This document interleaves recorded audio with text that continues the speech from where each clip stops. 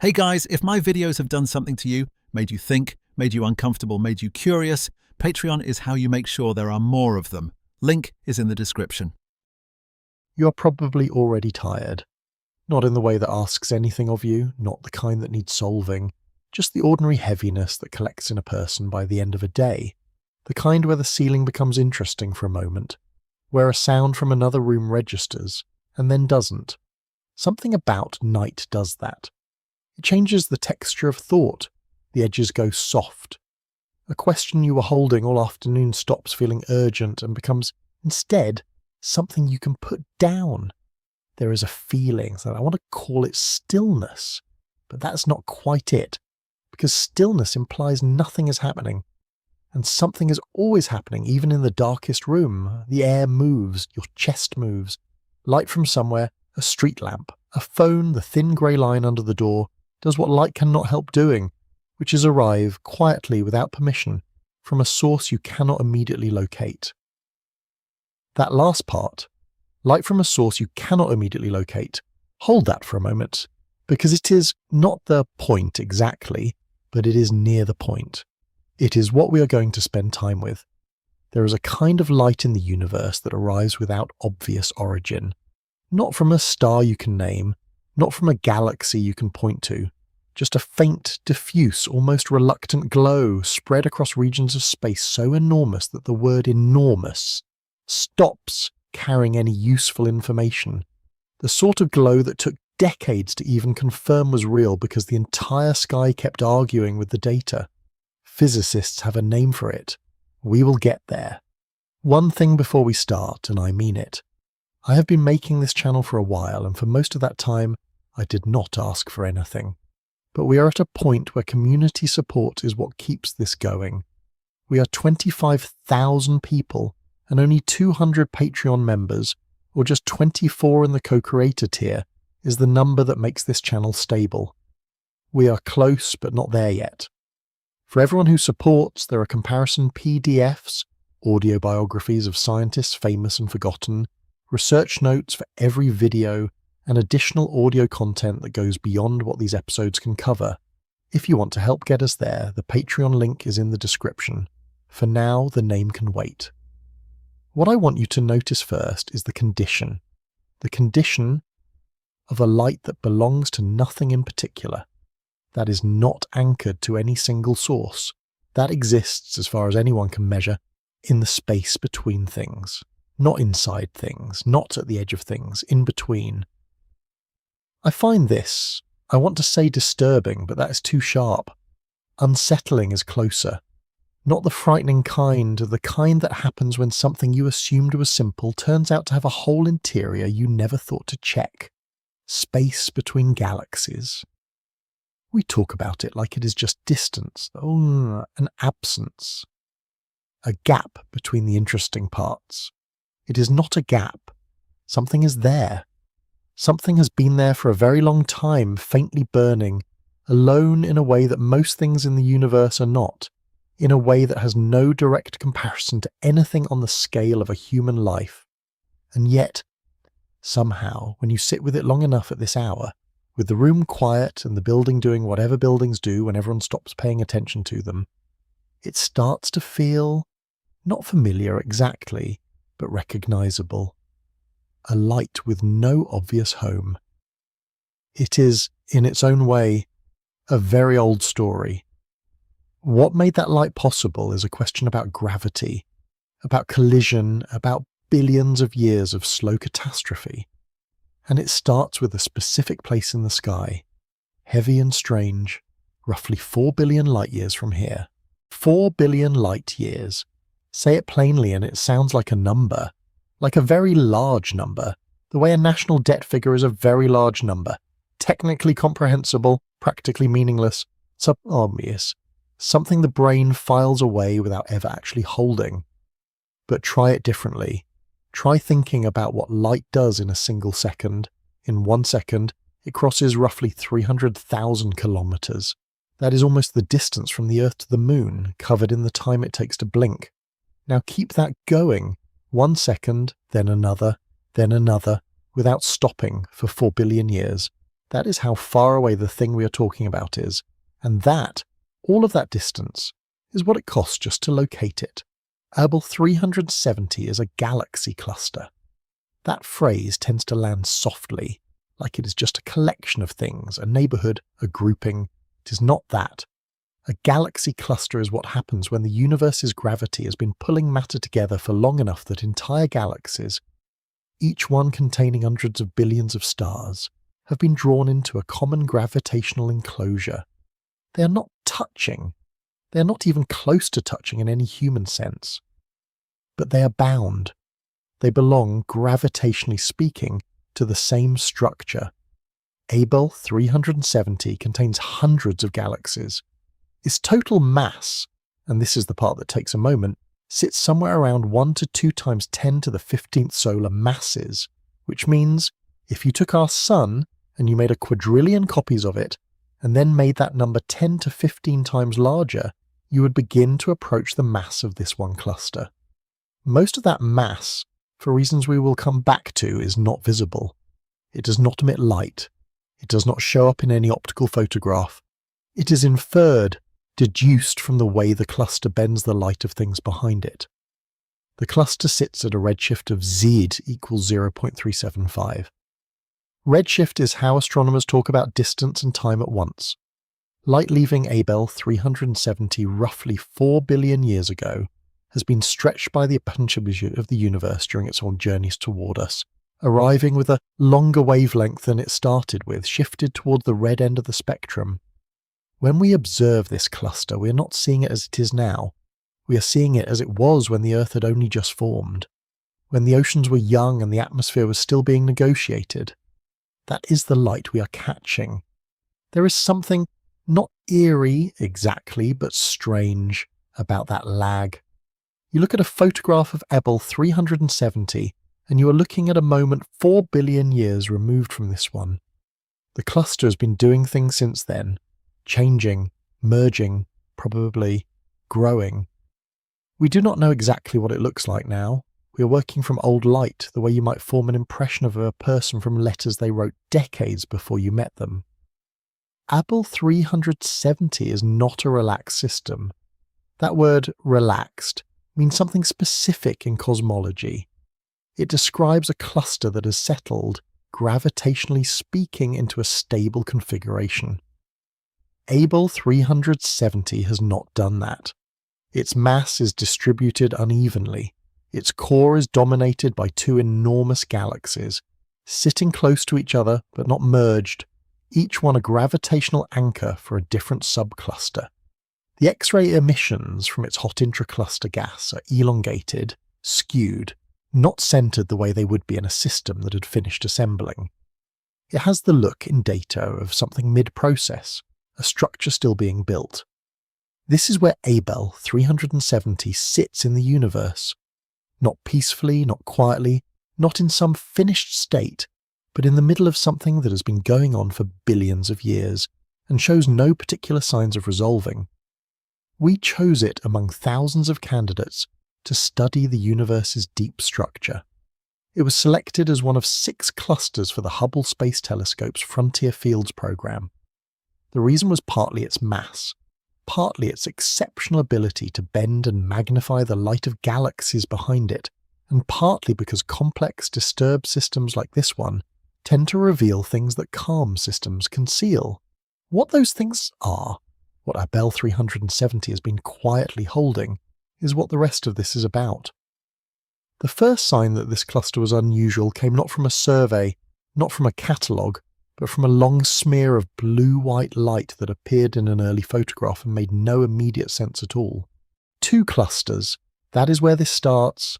Not one system, not a single gravitational structure that formed and settled, and 2 separate accumulations of matter, each one containing hundreds of galaxies, each one with a mass somewhere around 1.6 to 1.7 times 10 to the 15th solar masses, which is to say each one is already, on its own, among the heaviest things in the observable universe. And they found each other. Or rather, gravity found them, the way gravity always does, patient and indifferent and pulling across distances that make patience feel like the wrong word entirely. They're falling toward each other, have been for a very long time. The infall velocity is roughly 3,500 kilometers per second. That number is hard to feel properly. It is about 1.2% the speed of light, which sounds modest until you remember that nothing with mass moves at anything close to the speed of light under normal circumstances, and that 3,500 kilometers per second means the two subclusters are closing the distance between them at a rate that would carry you from one side of Earth to the other in less than 4 seconds. The air pressure in a room doesn't change before something that large arrives. There is no warning in any register you could detect, just the slow, relentless geometry of two gravitational wells deepening toward each other across millions of light-years of space. The two brightest cluster galaxies, one belonging to each subcluster, enormous elliptical galaxies that sit at the gravitational center of their respective structures, are currently separated by about 190 kiloparsecs, roughly 620,000 light-years, which sounds like a lot, and it is a lot by any standard involving human experience or planetary distances, or even the scale of a single galaxy. But in the context of what is happening here, 620,000 light-years is close. These two systems are deep inside each other's gravitational influence. The merger is not approaching. It is underway. We know this partly from how the mass is distributed. Strong gravitational lensing lets us map where the mass in a cluster actually sits, regardless of whether that mass is visible or not. In a settled, relaxed cluster, the mass is usually concentrated smoothly around a single center. In Abell 370, the mass distribution is bimodal, two distinct concentrations elongated along the north-south axis, sitting close enough to interact but not yet merged into a single structure. The X-ray gas, the hot plasma that fills the space between galaxies in a cluster, is also elongated, also skewed, also telling the same story the lensing maps tell, which is that this system has two centers and has not decided which one wins. There is, and I want to be careful about how I say this, there is a dark matter clump in the mass model, sitting between the two brightest cluster galaxies that has no visible stellar counterpart. No galaxy at that position, no concentration of stars that would explain why the mass is there, just mass. Just gravity with nothing to show for itself in any photograph. Astronomers have noted it, modelled it, argued about it. It may be an artifact of the difficulty of modelling complex merging systems. It may be something else. The honest position is that Abell 370's mass distribution is genuinely not fully understood, and the merger is a large part of why. What the simulations suggest, and there is dedicated work on this, hydrodynamical simulations constrained by X-ray data and lensing observations and spectroscopic measurements, is that the two progenitor clusters began their infall with very nearly equal masses. Not one dominant system absorbing a smaller companion, but something closer to a matched collision. The impact parameter, meaning how directly head-on the encounter is, appears to be around 100 kiloparsecs, and the merger axis is oriented mostly along our line of sight. We are, more or less, looking down the barrel of this collision. That geometry matters for observation. It means the two subclusters appear projected close together on the sky, even though they may be significantly separated along the line of sight. It makes the merger harder to untangle. The two brightest cluster galaxies have a relative velocity of about 1,000 kilometers per second along the line of sight. They are moving. The whole system is in motion in ways that photographs, which collapse depth into a flat image, do not easily convey. And all of this is happening, and this is the part I keep returning to, slowly. By human reckoning, incomprehensibly slowly. The collision that produces all of this distortion, all of this complexity in the data, all of this gravitational turbulence, unfolds across timescales of billions of years. What we observe is a single frozen moment in a process so gradual that nothing alive has ever watched it change. Two objects, each one containing more mass than a quadrillion suns, moving toward each other at a speed that would feel instantaneous to any human observer. And still, it is taking forever. Into this collision, this active, unsettled gravitational arena, comes light from something far behind it, a background galaxy whose image gets pulled, stretched, and folded by everything Abell 370 is doing. In a photograph taken in 1987, there is a smear. That is the honest word for it at first glance. A smear of blue-white light curving through the core of Abell 370, too long to be a galaxy seen edge-on, too curved to be a jet, too bright to be an artifact, and too strange to fit cleanly into any category the observers had ready to hand. Ghislaine Souquet and her collaborators at the Toulouse Observatory were the ones who caught it, published it, and declined to explain it away. They described it as a luminous arc.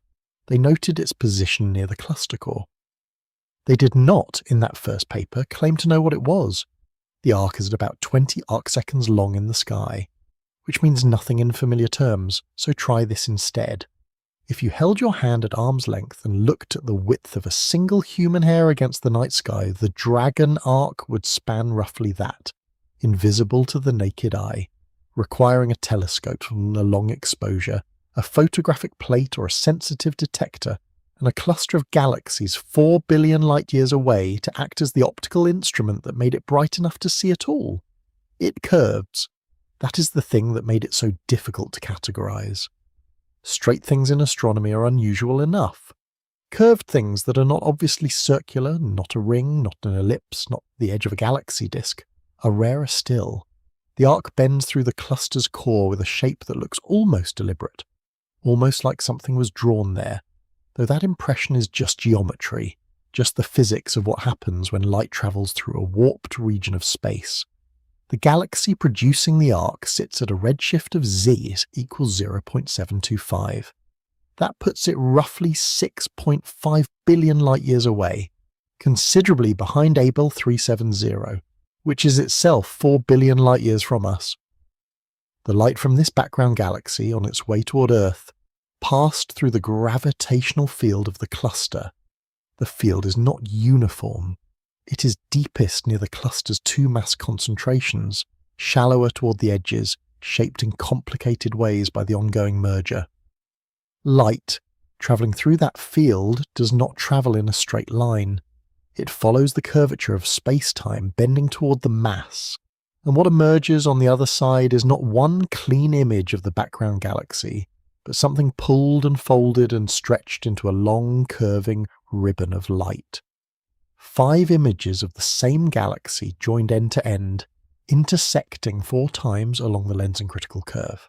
That is what the dragon arc actually is, once the lensing geometry is worked out. Not one galaxy, not even one image of one galaxy.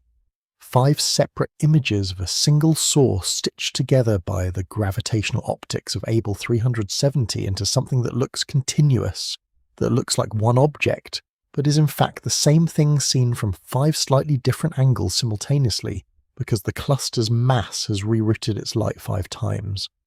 I keep almost reaching for a word like miraculous, but that's the wrong register entirely. It is not miraculous. It is mechanical. It is geometry operating at scales that make geometry feel strange, which is different. What the arc told astronomers immediately, even before the lensing interpretation was confirmed, was that there had to be an enormous amount of mass in the core of Abell 370. More mass than the visible galaxies alone could account for. The bending was too strong, the arc too long and too bright, the geometry too extreme for ordinary baryonic matter, for stars and gas and dust to produce on its own. The arc was, without anyone initially framing it this way, one of the early pieces of evidence that galaxy clusters contain something heavy and invisible that does not show up in photographs. The arc became known as the Dragon, not in any official designation, the catalogue name is less interesting, but the shape, the curve, the way it winds through the cluster core like something alive earned it a name that stuck in the community. There is something about that informality I find telling. Astronomers are not usually given to naming things for their appearance. That they did it here suggests the arc made an impression that exceeded the strictly professional. It was the first of its kind. Before the Dragon, gravitational arcs were a theoretical prediction. After it, they were an observational fact, and the cluster that produced it became almost immediately one of the most studied gravitational lenses in the sky. To understand what the Dragon Arc is actually doing, why it curves, why it splits, why light from a galaxy 6.5 billion light-years away arrives at our telescopes shaped like something bent by hand, requires a short detour into what gravity does to space itself. Start with something that seems settled. Light travels in straight lines. You have known this since childhood, probably, in the way you know that dropped objects fall and that shadows form on the side of things facing away from a lamp. Light goes straight. It is one of those facts that feels foundational, the kind of thing that gets taught early precisely because it seems so obviously true that questioning it would feel like a waste of time. It is not quite right. Light travels in straight lines through flat space, through space that has not been curved by the presence of mass. The distinction matters enormously, and was, for most of human history, invisible, because the masses we encountered every day, mountains, planets, even the sun, curve space by amounts too small that no instrument available before the 20th century could detect the difference. Light passing near the sun bends, but it bends by an angle of about 1.75 arcseconds, less than 1,000th of a degree. The light arrives looking, for all practical purposes, like it went straight. It did not go straight. What general relativity says, what Einstein worked out in 1915, and what was confirmed by Arthur Eddington's solar eclipse observations in 1919, is that mass curves space-time. Not space alone, not time alone, but the combined geometry in which both exist. And things moving through curved space-time, including light, follow the curvature. They follow the shortest path available to them, and in curved space-time, the shortest path is not the same as a straight line in the Euclidean sense. The path bends toward the mass. This is not a force acting on the light, not in the Newtonian sense. It is the geometry of the space the light is moving through. There is an analogy involving stretched rubber sheets that every physics communicator reaches for eventually. I am going to let it go, because it only explains the spatial part and tends to mislead more than it helps. What matters physically is this. The more mass, the deeper the curvature, the more strongly light is deflected. A single star deflects by less than 2 arcseconds.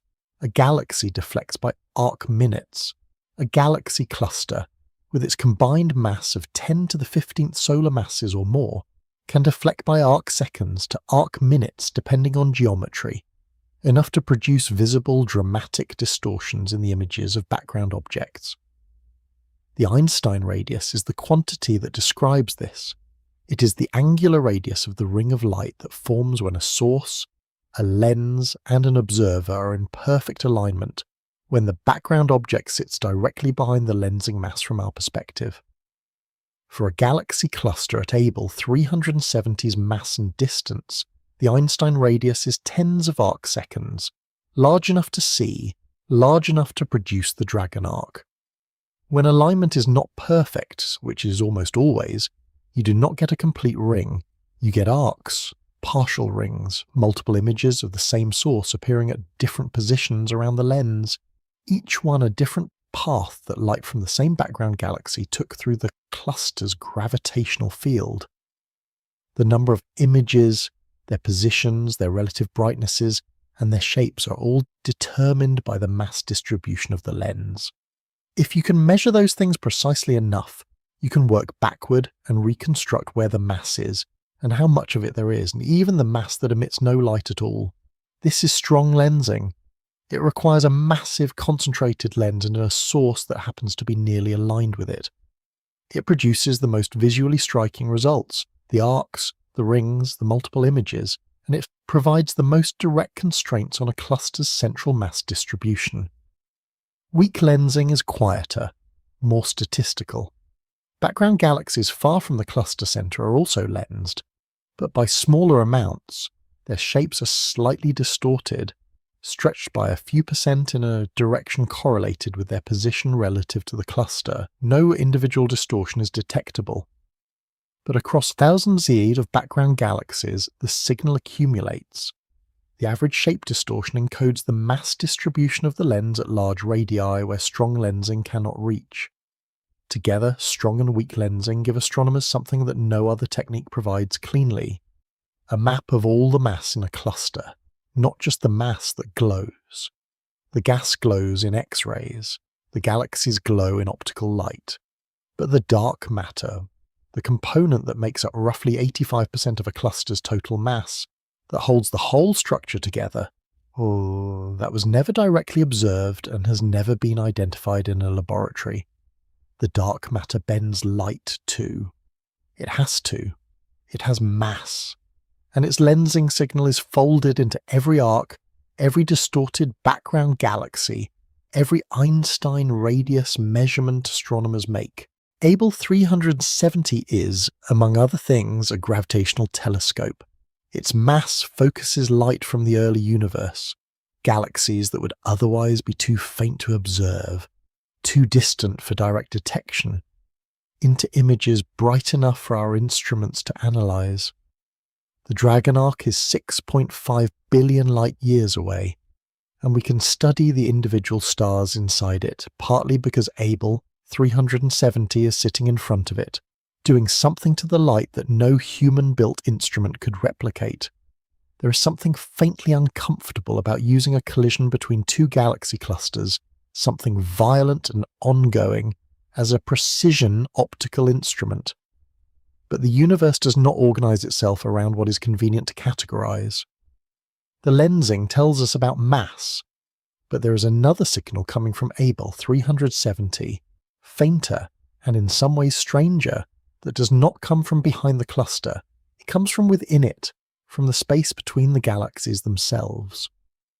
The question sounds simple. What is between the galaxies in Abell 370? And the first answer, the instinctive one, is space, distance, the gap between one thing and the next. We are conditioned to think of the regions between objects as non-regions, as intervals between the interesting parts, as the nothing that separates the somethings. It is a reasonable intuition, and it is wrong in ways that take a while to appreciate. Start with the gas. The space between galaxies in a cluster is filled with a plasma, ionized gas, mostly hydrogen and helium, heated to temperatures between 10 million and 100 million Kelvin. It is called the intracluster medium, and it contains more ordinary matter than all the cluster's galaxies combined. It is not dense by any laboratory standard. The particle density is something like 1 per cubic meter in places, far thinner than the best vacuum achievable on Earth.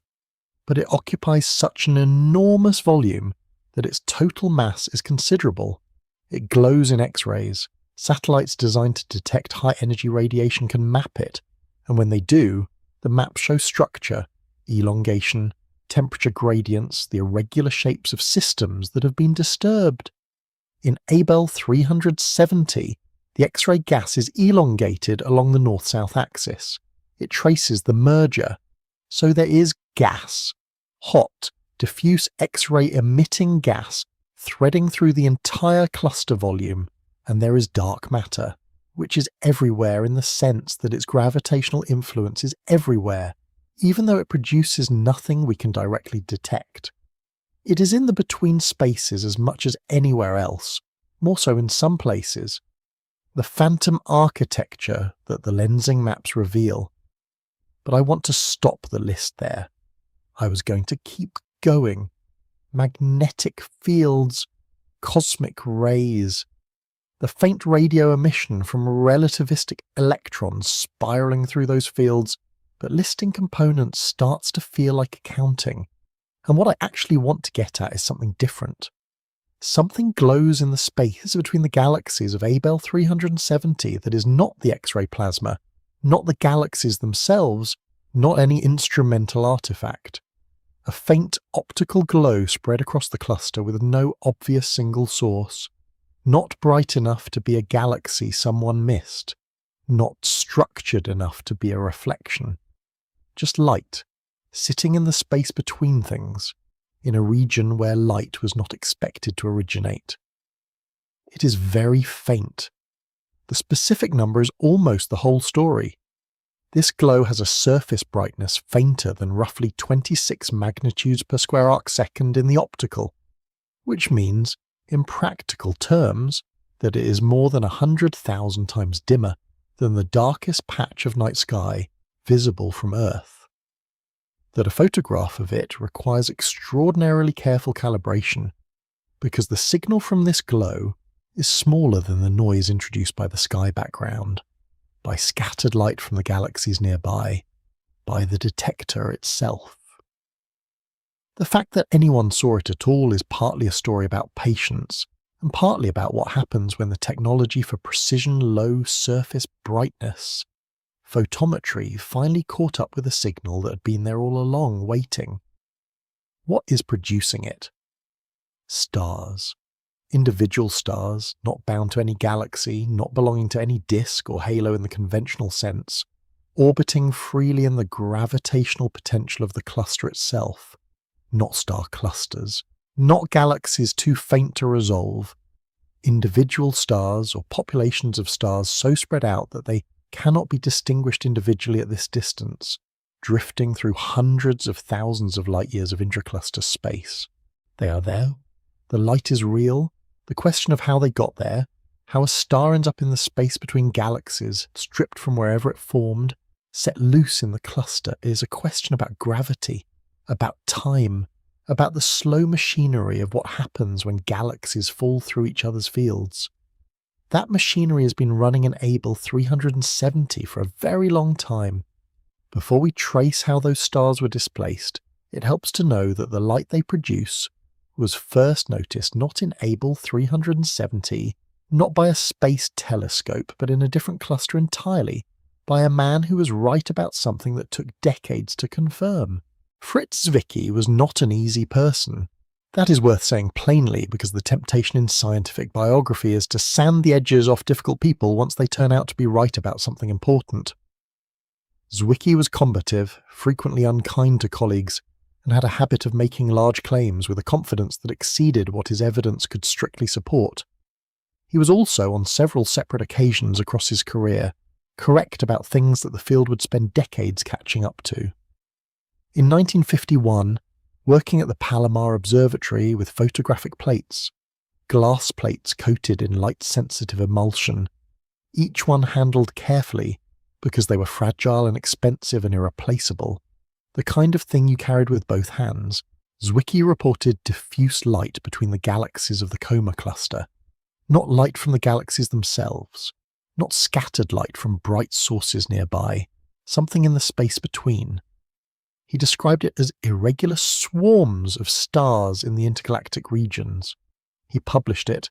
He moved on to other things. Nobody followed up seriously for a long time. Partly this was Zwicky. His reputation for overclaiming made other astronomers cautious about his observational reports, even when the reports were careful. Partly it was the signal itself. The diffuse light he described was, at its brightest, less than 1% of the brightness of the night sky. Detecting it reliably on a photographic plate, which has a non-linear response to light, which scatters photons in ways that are difficult to characterize, which produces halos and reflections around bright sources that can mimic diffuse emission, was genuinely difficult. Not difficult in the way of a problem with a known solution. Difficult in the way of a problem where you cannot easily tell if you are measuring a real signal or the noise floor of your own instrument. The sky itself is the problem. It sounds almost comical stated that way, but it is accurate. The night sky is not dark. It glows, faintly, from air glow, from scattered starlight, from zodiacal light, from the cumulative emission of unresolved faint galaxies, and the signals Zwicky was chasing sat below that glow. Trying to detect it from the ground meant trying to measure something fainter than the background you were measuring against. Every photographic survey in the 1960s and 1970s that looked for the diffuse intracluster emission came back with mixed results. Some found hints, some found nothing, some found things that turned out to be instrumental artifacts, the evidence accumulated without resolving. By the way, If you enjoy reading, the written version of this video is available on the official website of the Sleepy Physicist. Everything we cover in these episodes, laid out as text, with sources and context, is there if you want it. What changed was the detector. CCD sensors, charge-coupled devices, began replacing photographic plates in astronomy through the 1980s and into the 1990s. The difference in low surface brightness work was not incremental. CCDs respond linearly to incoming light. Their noise properties are well understood and well characterized. They do not scatter photons the way emulsion does. They can be calibrated with precision that photographic plates simply could not match. And when astronomers trained CCD detectors on galaxy clusters in the 1990s with careful flat fielding and sky subtraction and dedicated attention to the systematic errors that had defeated earlier attempts, the diffuse light began to appear, not in coma first as it happens, in other clusters, in careful targeted observations that acknowledged the detection problem rather than ignoring it and built measurement strategies around it. By 1995, Bernstein and collaborators had produced the first reliable quantitative measurements of intracluster light in the coma cluster, using CCD photometry and a methodology designed explicitly to separate the real signal from the sky background. Zwicky had been dead for 22 years. He had been right. The light was there. It had always been there, sitting between the galaxies of Coma and 1,000 other clusters, faint enough to hide inside the noise of the sky for 4 decades after someone first looked for it directly. What I find worth sitting with, and this is the part I keep returning to, is how the difficulty of detection shaped the scientific response. Not fraud, not confusion about what was being measured, but a real signal that the instrumentation of the time could not cleanly isolate. The failure was not one of perception, but of precision. And precision in this case took 40 years to arrive. By the time it did, the question had shifted from whether intracluster light existed to what it was made of, how much of it there was, and what it could tell us about the clusters it inhabited. The answer to all 3 of those questions begins with what the light actually is at the level of individual physics, which turns out to be something both simpler and stranger than it initially appears. The easiest mistake is to think of intracluster light as a kind of overflow, as though the galaxies in a cluster are containers that have been filled past capacity, and the excess light spills out into the surrounding space, diffusing gradually until it fades below detection. This is wrong, and it is worth being clear about why it is wrong, because the correct picture is different in ways that matter for everything that follows. Intracluster light is not overflow. It is not the outer halo of the brightest cluster galaxy, extended further than usual. It is not scattered light from sources within the cluster bouncing off the intracluster gas. It is stars. Individual stars or unresolved populations of stars that are gravitationally bound to the cluster as a whole, to the combined gravitational potential of hundreds of galaxies, thousands of kiloparsecs of dark matter, an enormous volume of hot plasma, rather than to any single galaxy within it. The distinction sounds technical. It is actually physical. When a star is inside a galaxy, it orbits the galaxy's center of mass. It is held in place by the galaxy's gravitational potential, the collective pull of the galaxy's stars, gas, dust, and dark matter halo. Its orbit might be a few hundred light years across. It completes that orbit in some number of millions of years. It is, in a meaningful sense, a member of that galaxy. It belongs there. An intracluster star does not belong to any galaxy. It orbits the cluster's center of mass, responding to the gravitational potential of the entire structure. Its orbit is not a few hundred light years across.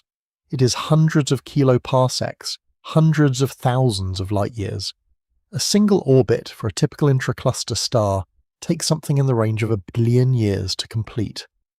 And during that orbit, the star passes through regions of space where the nearest galaxy might be hundreds of thousands of light years away in any direction. This is the condition that defines an intracluster star. Not brightness, not age, not chemical composition. The condition is orbital. The star answers to the cluster, not to any of the cluster's members. Why does it not simply fall into the brightest cluster galaxy? This is the question that usually comes next, and it is a reasonable one. The BCG sits near the cluster centre. It is the most massive single galaxy in the system. Why would a star orbiting the cluster not eventually spiral inward and end up inside it? The answer is angular momentum. And it is the same answer that explains why the Earth does not fall into the Sun. An orbit is not a trajectory toward the centre. It is a continuous fall that keeps missing. The star is moving, sideways, relative to the BCG, fast enough that the gravitational pull toward the BCG curves its path without capturing it. The star swings past, accelerates, decelerates, and continues on an orbit that takes it far out into the cluster before bringing it back around. Given enough time, dynamical friction, a gradual drag from gravitational interactions with other objects, might bring some intracluster stars closer to the BCG, but the timescales involved are extremely long, much longer than the current age of the universe for most intracluster stars. Most of them are not falling inward on any relevant timescale. They are just orbiting. Now. And this is the part I had to sit with for a while before I felt I properly had it separated from adjacent ideas. The ICL is not the same thing as the BCG's outer halo, even though they occupy overlapping regions of space. The BCG has an extended stellar halo. Most massive elliptical galaxies do. This halo can reach out to tens or even 100 kiloparsecs from the galaxy centre, and is gravitationally bound to the BCG's own potential. The ICL extends beyond that, and its stars are bound to the cluster potential rather than the BCG. In practice, at intermediate radii, say 50 to 150 kiloparsecs from the cluster centre, the BCG halo and the ICL are spatially mixed. Separating them observationally requires either very deep photometry with careful profile fitting, or kinematic measurements that reveal which stars are moving like BCG halo stars and which are moving like cluster potential stars. The ICL, defined cleanly, is characterized by surface brightnesses fainter than roughly 26 to 26.5 magnitudes per square arc second. It extends to several hundred kiloparsecs from the cluster centre. Its stars are old mostly, moderately old populations dominating the inner regions, some younger populations appearing at larger radii, in merging systems like Abell 370. Its metallicity is subsolar, meaning these stars formed in environments that had not yet processed as many heavy elements as the stars in the most massive cluster galaxies. What the ICL is, in short, is the cluster's own stellar population. Not borrowed from any single galaxy, not a residue, a component in its own right built gradually over billions of years from material that the cluster's gravitational processes stripped away from galaxies that were, in some cases, not particularly willing to give it up. How the stripping happens is a question about forces, specifically about the difference between what gravity does at the centre of a galaxy and what it does at the edges. The edges are where everything interesting begins, where the cluster's gravity reaches into a galaxy and finds the stars that are only loosely held and starts, very patiently, to take them. Gravity is not uniform. This is where tidal forces begin, and it is worth pausing on it because the non-uniformity of gravity is one of those facts that sounds obvious once stated, but has consequences that are genuinely surprising in their scale and their patience. When a galaxy falls into a cluster, it enters a gravitational environment far more massive than itself. The cluster's potential well is pulling on every part of the infalling galaxy simultaneously. On its central stars, on its outer stars, on the gas in its disk, on the dark matter in its halo. But it is not pulling on all of these equally. The side of the galaxy closer to the cluster centre experiences a stronger gravitational pull than the side farther away. The difference between these pulls, not the pull itself, but the difference, is what constitutes the tidal force. The tidal force in this context is a stretching. It tends to elongate the galaxy along the axis connecting it to the cluster centre. The near side is pulled more strongly toward the cluster than the galaxy's centre of mass is pulled. The far side is pulled less strongly. The galaxy as a whole is being tugged in a way that creates an internal tension, a tendency to stretch, to pull apart along that axis, to lose its edges to the surrounding potential. Whether any particular star gets stripped depends on where it sits relative to what is called the tidal radius. The tidal radius is the distance from the galaxy's centre, at which the cluster's tidal force becomes comparable to the galaxy's own gravitational pull. Stars inside the tidal radius are held by the galaxy. Stars outside it are, loosely put, and I mean loosely, up for grabs. The tidal radius is not fixed. It changes depending on where the galaxy is in its orbit around the cluster. When the galaxy is near the cluster centre, at the closest point of its orbit, the pericentre, the tidal forces are strongest. The cluster's potential is deepest there, the gradient across the galaxy's diameter is steepest, and the tidal radius shrinks. Stars that were safely inside the galaxy's grip on the previous pass may now find themselves outside the tidal radius. They are no longer held. They do not immediately vanish. They do not accelerate sharply away from the galaxy.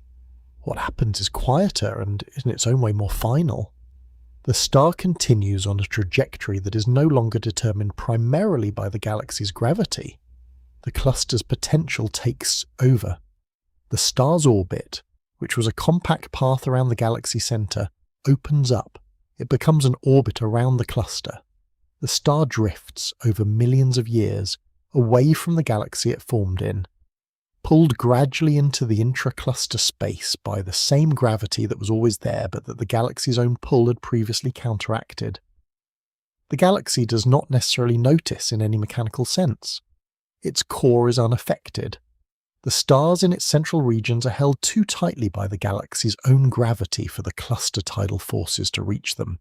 The gas in the inner disk, the densest stellar populations, the globular clusters orbiting close in, these persist. What gets stripped is the outer envelope. The loosely bound stars at the galaxy's edges, the extended stellar halo, the outermost globular clusters, the most peripheral structures. The cluster takes the periphery and leaves the centre, the way water dissolves the outside of a sugar cube while the core holds its shape a while longer. Each pericentric passage strips a little more. The galaxy's tidal radius at closest approach sets the stripping boundary for that orbit.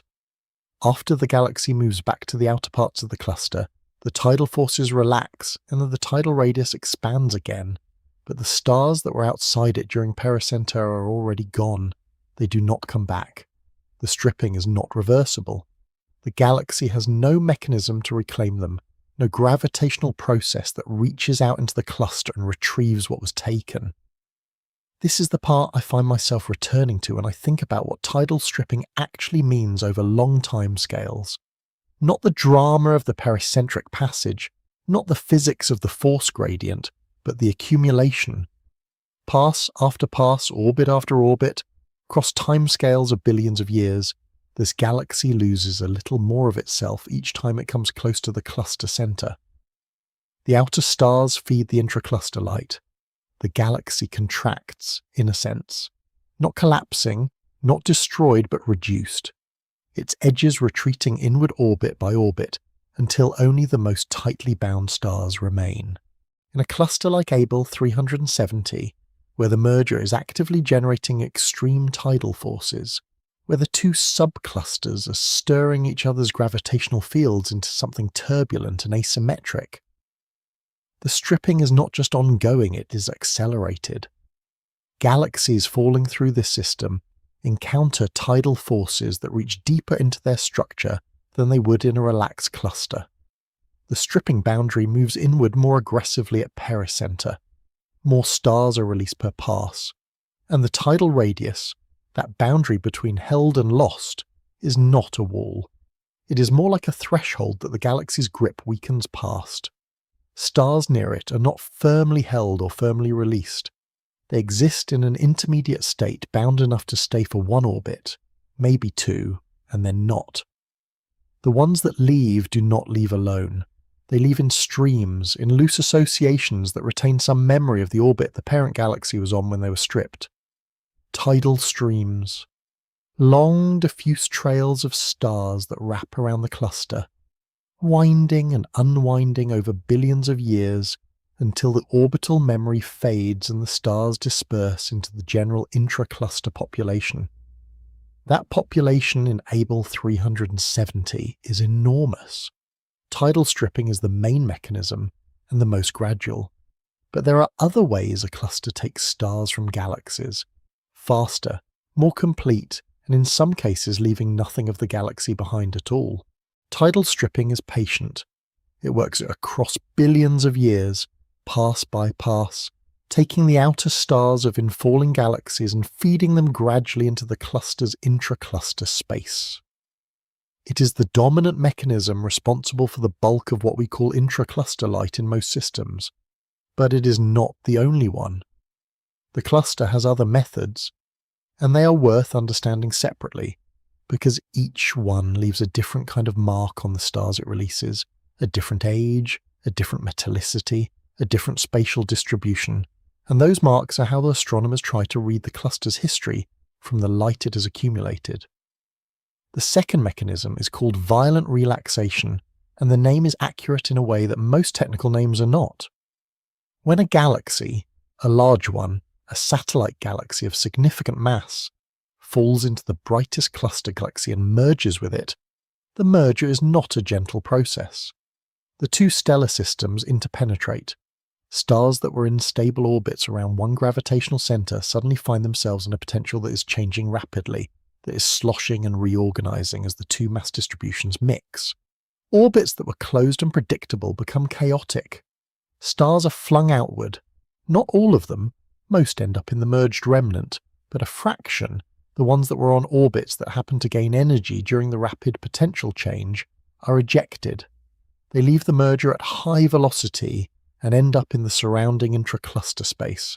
Think of it, and I will only use this once, like shaking a jar of mixed material and watching some of it bounce out over the rim, except the jar is a galaxy, and the shaking is a merger with another galaxy, and what bounces out are stars that were perfectly settled until the geometry around them changed faster than their orbits could adjust. Violent relaxation produces ICL that is centrally concentrated. The ejected stars do not travel far on the timescales involved. Their velocities are high, but the cluster is large, and they tend to deposit into the ICL within a few hundred kiloparsecs of the BCG. The stellar populations released this way are similar to those in the merging galaxy's inner regions, older, more metal-rich, redder. In clusters where mergers with the BCG have been the dominant ICL formation channel, the ICL colour profile tends to be flatter, more uniform, because the mixing process during violent relaxation smooths out the metallicity gradients that stripping would otherwise preserve. Abell 370, with its active major merger and two BCGs that have not yet combined, is a system where this mechanism is in an intermediate state. The merging is happening between the subclusters themselves, not yet between the two central galaxies. What comes next, as the system evolves, is likely to involve significant BCG-scale merger events, with associated violent relaxation contributing substantially to the inner ICL. Then there is the third mechanism, the one I find most complete in its own way. Dwarf galaxies, small low-mass satellite galaxies that orbit within the cluster, can be disrupted entirely.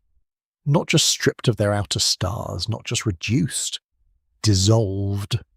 Their stars, already loosely bound given the shallow gravitational potential of a dwarf, are susceptible to the cluster's tidal forces to a much greater degree than the stars of a massive spiral or elliptical. A dwarf galaxy passing through the cluster centre may not survive the encounter. What remains, after the tidal forces have done their work, is not a smaller galaxy. It is a stream of stars, dispersed into the intracluster medium, spreading over time until the spatial coherence of the former galaxy has gone entirely. There is no remnant, nothing to point to and say, that used to be a galaxy. Just the stars, mixed now into the general ICL population, carrying in their metallicities and ages the memory of the dwarf system they formed in. Low metallicity, because dwarfs do not process elements through many stellar generations the way massive galaxies do, and a range of ages depending on when the dwarf formed its stars. The fourth mechanism is quieter still, pre-processing. Galaxies do not fall into clusters individually.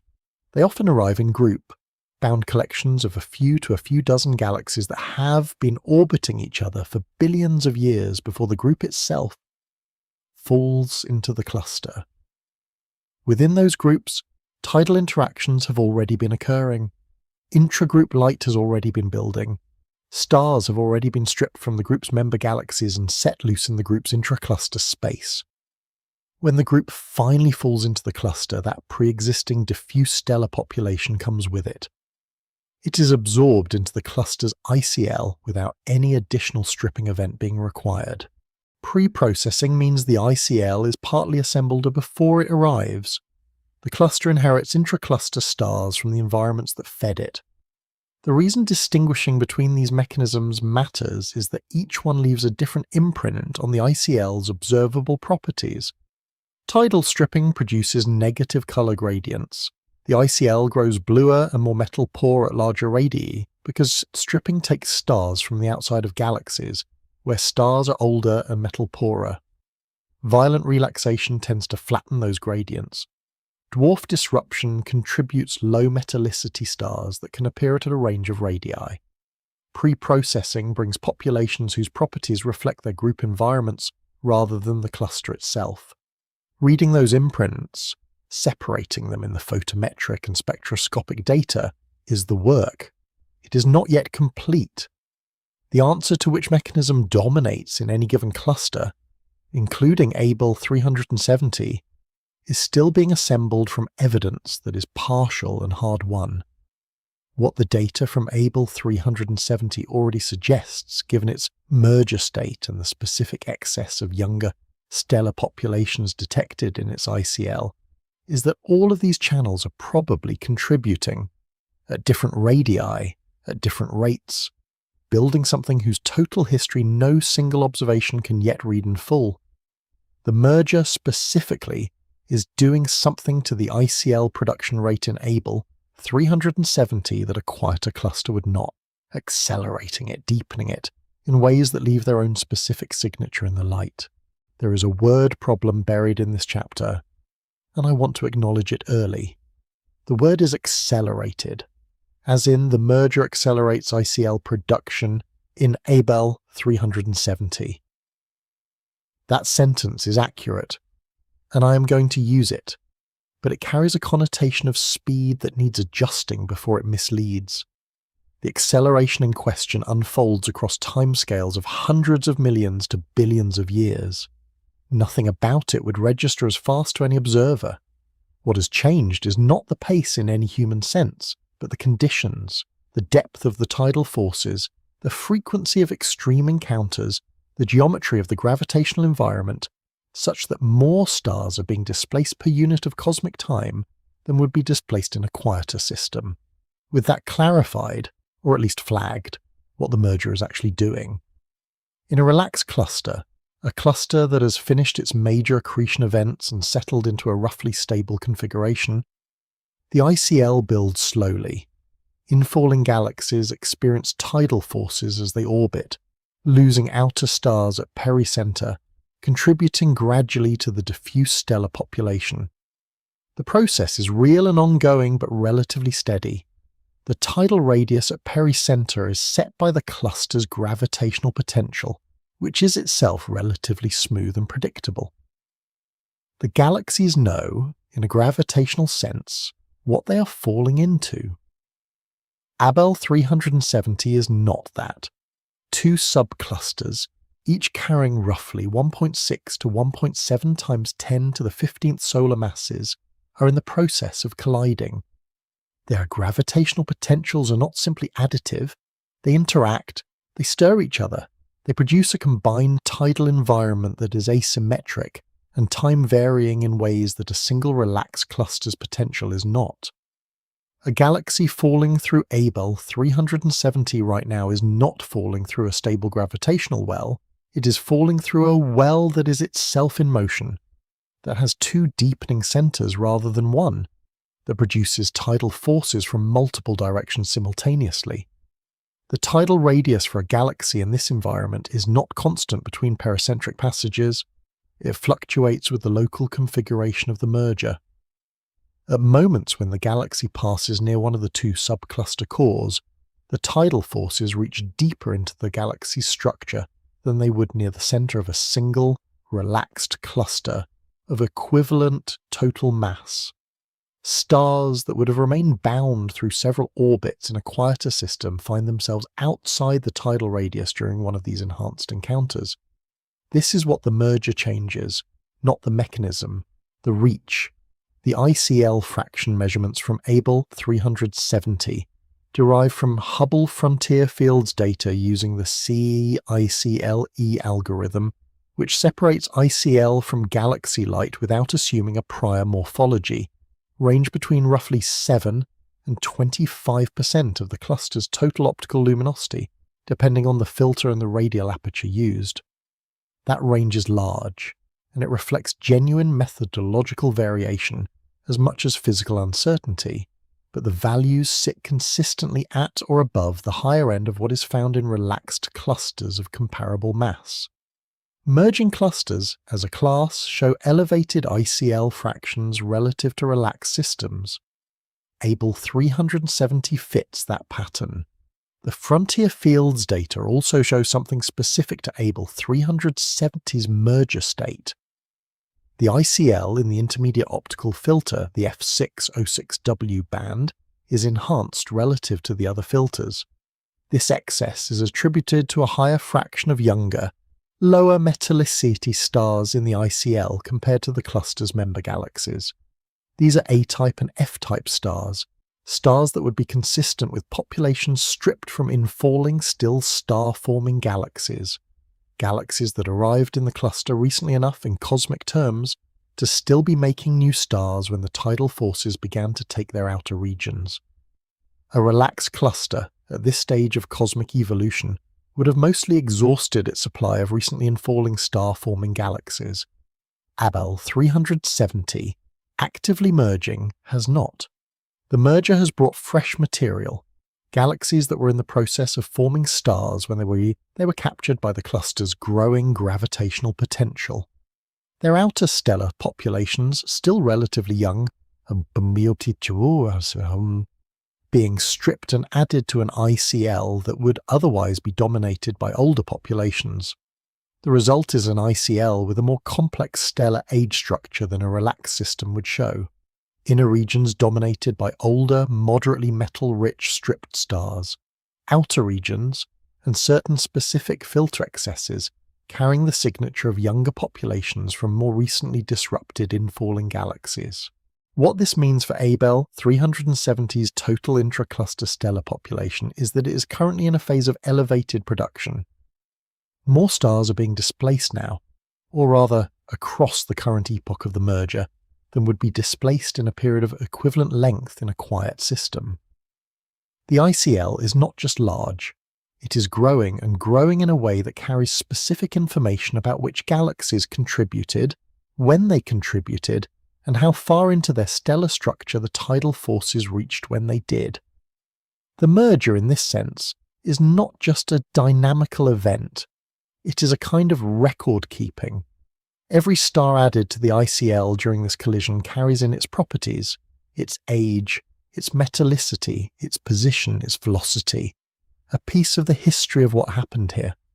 A history that is still being written, still being deposited into the space between the galaxies, still accumulating in the faint glow that surrounds Abell 370's two great central galaxies as they continue, slowly and inevitably, toward each other. The glow itself carries more information than its faintness suggests. Encoded in the colour of the light, in the specific wavelengths the ICL emits most strongly, is a record of where these stars came from and when they were taken. A star's colour is not decoration. It is temperature, which is composition, which is history.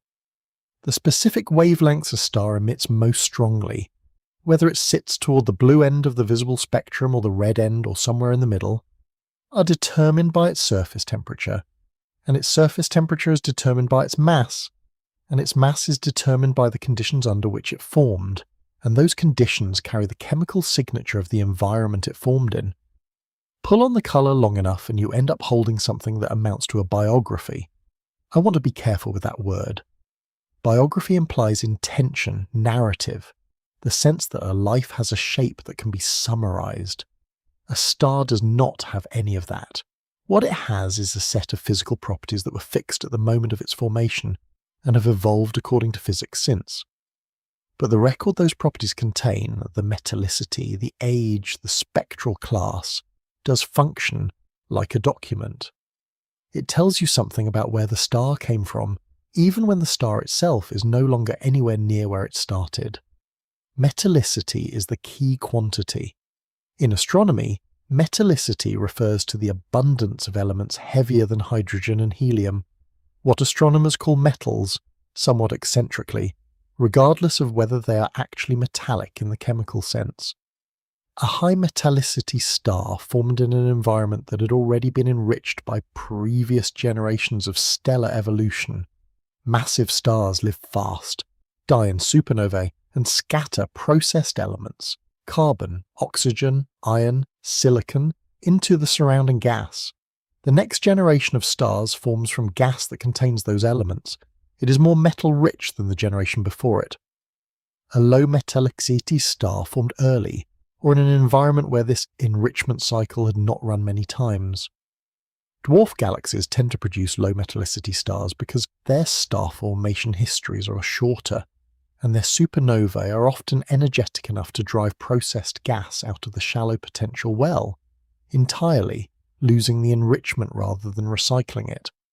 The outer regions of large galaxies also tend to be lower metallicity than the inner regions, because chemical enrichment is more efficient where gas is denser and star formation is more sustained. All of this is written in the star's spectrum, and in a population of stars, in the ICL, where individual stars cannot usually be resolved at Abell 370's distance, it shows up in the colour of the integrated light. The colour gradient in intracluster light is one of the most informative things about it. In cluster after cluster, the pattern is the same in broad outline. The ICL is redder, more metal-rich, near the cluster centre. It becomes progressively bluer, more metal-poor, at larger radii. This gradient is not random. It is a record of how the stripping worked.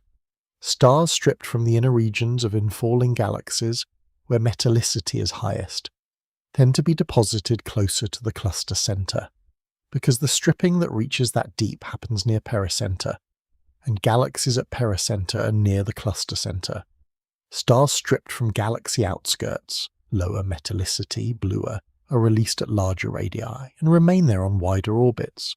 The colour gradient is, in this sense, a map of the stripping geometry, written in the integrated colour of the displaced population. In Abell 370 this gradient exists, but it carries an additional feature that is specific to the cluster's merger state.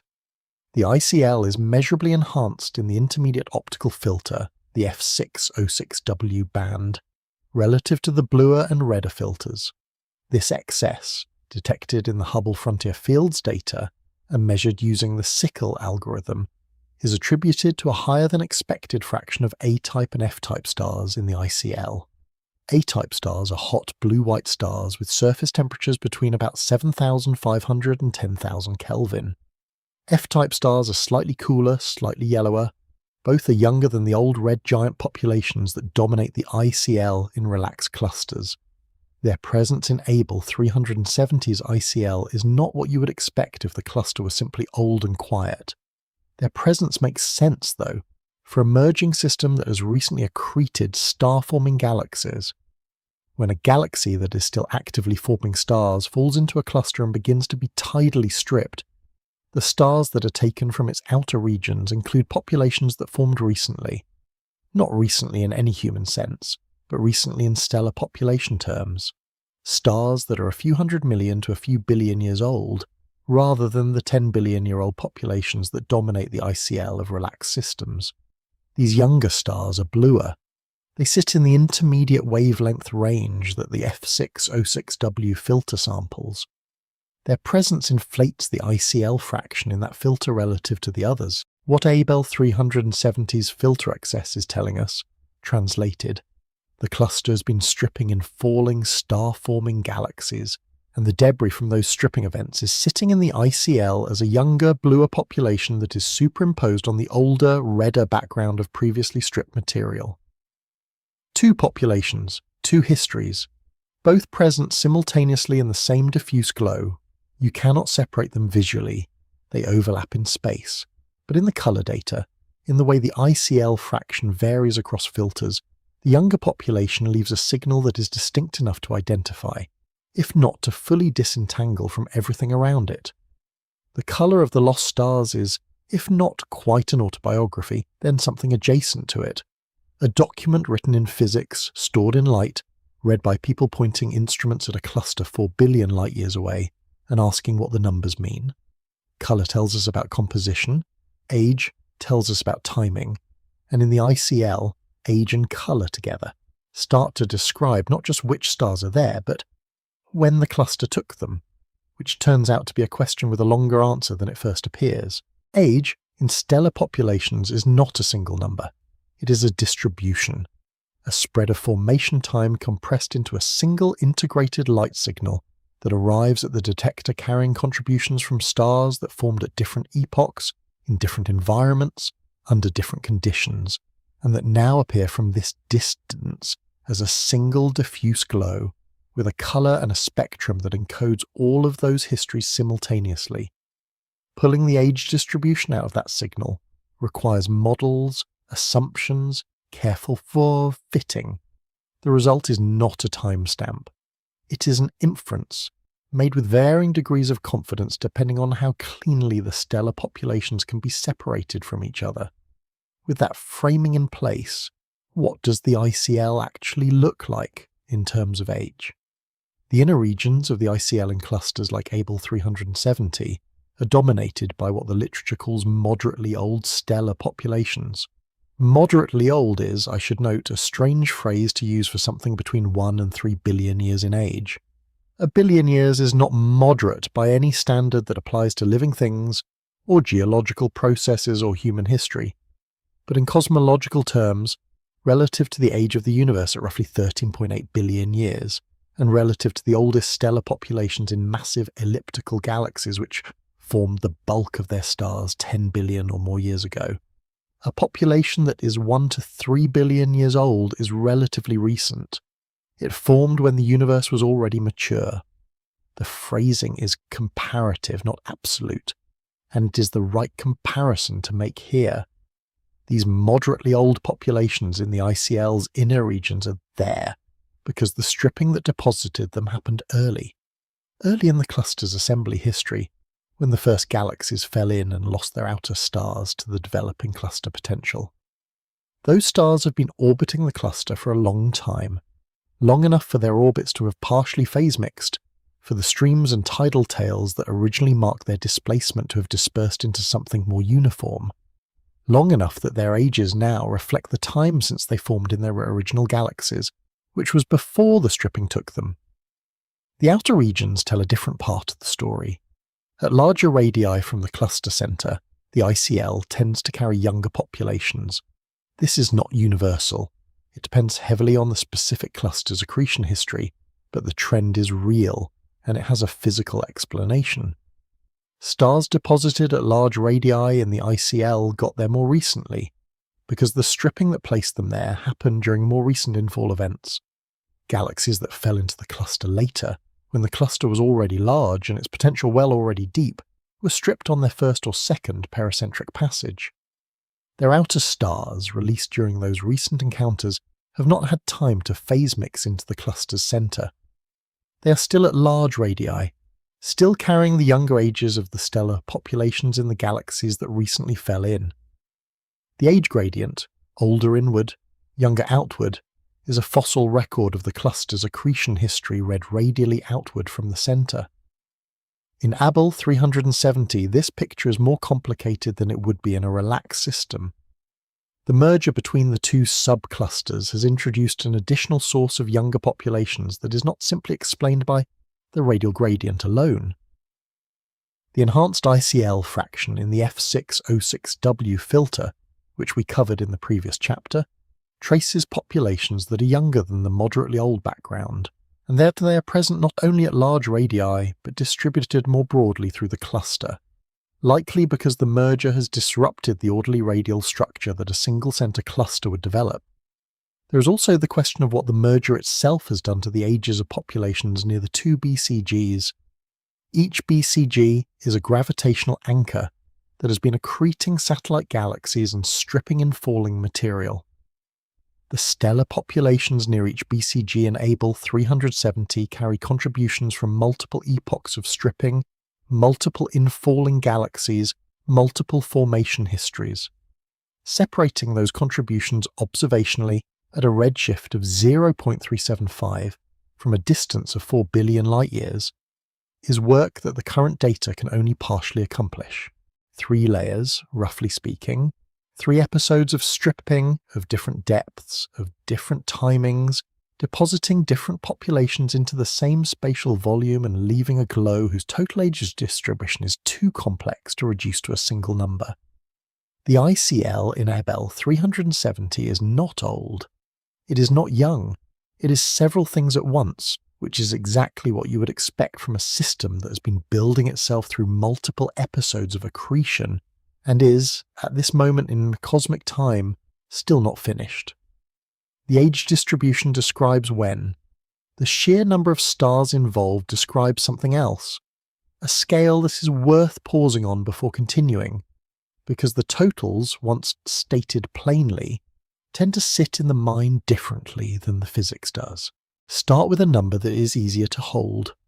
The Milky Way contains somewhere between 100 and 400 billion stars. The range is wide because counting the stars in your own galaxy is difficult when you are inside it, surrounded by gas and dust that blocks the view in most directions. But the middle of that range, call it 250 billion, is a reasonable working figure. It is the kind of number that, with effort, can be given some physical texture. Every star visible to the naked eye from a dark field site is part of that count. Every star that has ever been named, catalogued, given a designation. Every star with a known planetary system, all of them together in one galaxy. Now, the Virgo cluster. The Virgo cluster contains roughly 2,500 galaxies. Hubble observations found approximately 1 trillion intracluster stars drifting freely between those galaxies. Stars not bound to any one of them, orbiting the cluster potential directly. 1 trillion. That is 10 to the 12th, 4 zeros beyond a billion. Written out 1 trillion. The mind counts the zeros and then, usually, stops actually engaging with the number and just files it as very large. What helps is the Milky Way comparison. 1 trillion intracluster stars in Virgo is roughly 4 times the stellar content of our entire galaxy. Not 4 times the total stellar content of the cluster. 4 times the content of one large spiral galaxy, floating free in the space between all the others. Then there is Perseus. The Euclid Space Telescope's early release observations of the Perseus cluster, published in 2024 and 2025, detected approximately 1.5 trillion orphan stars in the intracluster space, visible as a diffuse blue-white glow, more than 100,000 times fainter than the darkest Earth sky. 6 times the stellar content of the Milky Way, unattached, orbiting the cluster. The BCG and ICL together in Perseus account for roughly 38 to 40% of the cluster's total stellar luminosity within the central 500 kiloparsecs. Abell 370 is not Virgo and not Perseus. It sits at a different redshift, a different evolutionary stage, a different total mass. Direct stellar counts for its ICL are not available at the resolution that nearby clusters permit. but its ICL mass fraction, derived from the Hubble frontier fields data, sits between roughly 10 and 25% of the cluster's total stellar mass, depending on the radial aperture and the method. Applying that fraction to a cluster of Abell 370's total stellar mass implies an intracluster stellar population in the range of hundreds of billions to, at the upper end, over 1 trillion stars. The specific figure carries uncertainty, the order of magnitude does not. There is a way of expressing this that brings it down from abstraction to something more physical. The ICL mass in the central region of a cluster like Abell 370, within roughly 400 kiloparsecs of the cluster centre, is equivalent in total stellar mass to approximately 4 to 6 Milky Way type galaxies. 4 to 6 galaxies of that size dissolved. Their stars redistributed into the intracluster space, their structures gone, their material now part of a diffuse stellar population that belongs to the cluster rather than to any of the objects that built it. This matters beyond the impressive total. Galaxy clusters are the largest gravitationally bound structures in the universe, and they contain a significant fraction of all the ordinary matter, all the baryonic matter, the protons and neutrons that make up stars and gas and everything you can touch that exists. The Borean budget of a cluster is the accounting of where that matter sits. How much is in the galaxies, how much is in the hot intracluster gas, how much is in the ICL, how much is in smaller structures. For a long time, the ICL was not properly counted in that budget, partly because it was so hard to detect and partly because its extent was underestimated. Including, it changes the accounting in clusters like Abell 370 in a measurable way. The ICL is not a negligible component. It is not a rounding error in the baryon budget. At 10 to 25% of the cluster's total stellar mass, it is a substantial fraction of all the stars the cluster contains, comparable in total mass to the contribution of the many hundreds of individual cluster galaxies distributed across a volume that dwarfs any one of them. What I keep returning to, and I'm not sure this resolves into anything more than the observation itself, is that the majority of the stars in this component formed inside galaxies. They had homes in the sense that they formed in environments with gas and dust and neighbouring stars and the structure of a galactic disk or a galactic halo. All of that context is gone. They are orbiting a cluster potential now, in space that carries no particular structure at their scale, on paths that will take them hundreds of thousands of light years from the nearest large galaxy, before bringing them back around. Trillions of them, possibly. What that condition actually means for a star, not in terms of numbers, but in terms of the physical environment it inhabits, is a question the next chapter tries to sit with for a moment before the science continues. The nearest star to our Sun is roughly 4.2 light-years away. That distance, which already feels considerable, already sits outside any scale that human movement or human engineering has meaningfully crossed. Is, in the context of our galaxy, ordinary. The Milky Way's stellar disk has an average separation between stars of a few light-years in its denser regions. Somewhat more in the outer disk. We are not isolated. By the standards of what a galaxy is, we are surrounded. An intracluster star in Abell 370 is not surrounded. The stellar density in intracluster space, in the volume between the cluster's galaxies where the ICL stars orbit, is something like 1 star per cubic kiloparsec in the more diffuse regions. 1 star per cubic kiloparsec. A kiloparsec is roughly 3,260 light-years. A cubic kiloparsec is that distance cubed. The nearest neighbour to a typical intracluster star is not a few light-years away. It is hundreds, possibly thousands of light-years away. In the densest patches of intracluster space, closer to the cluster centre, the density is higher.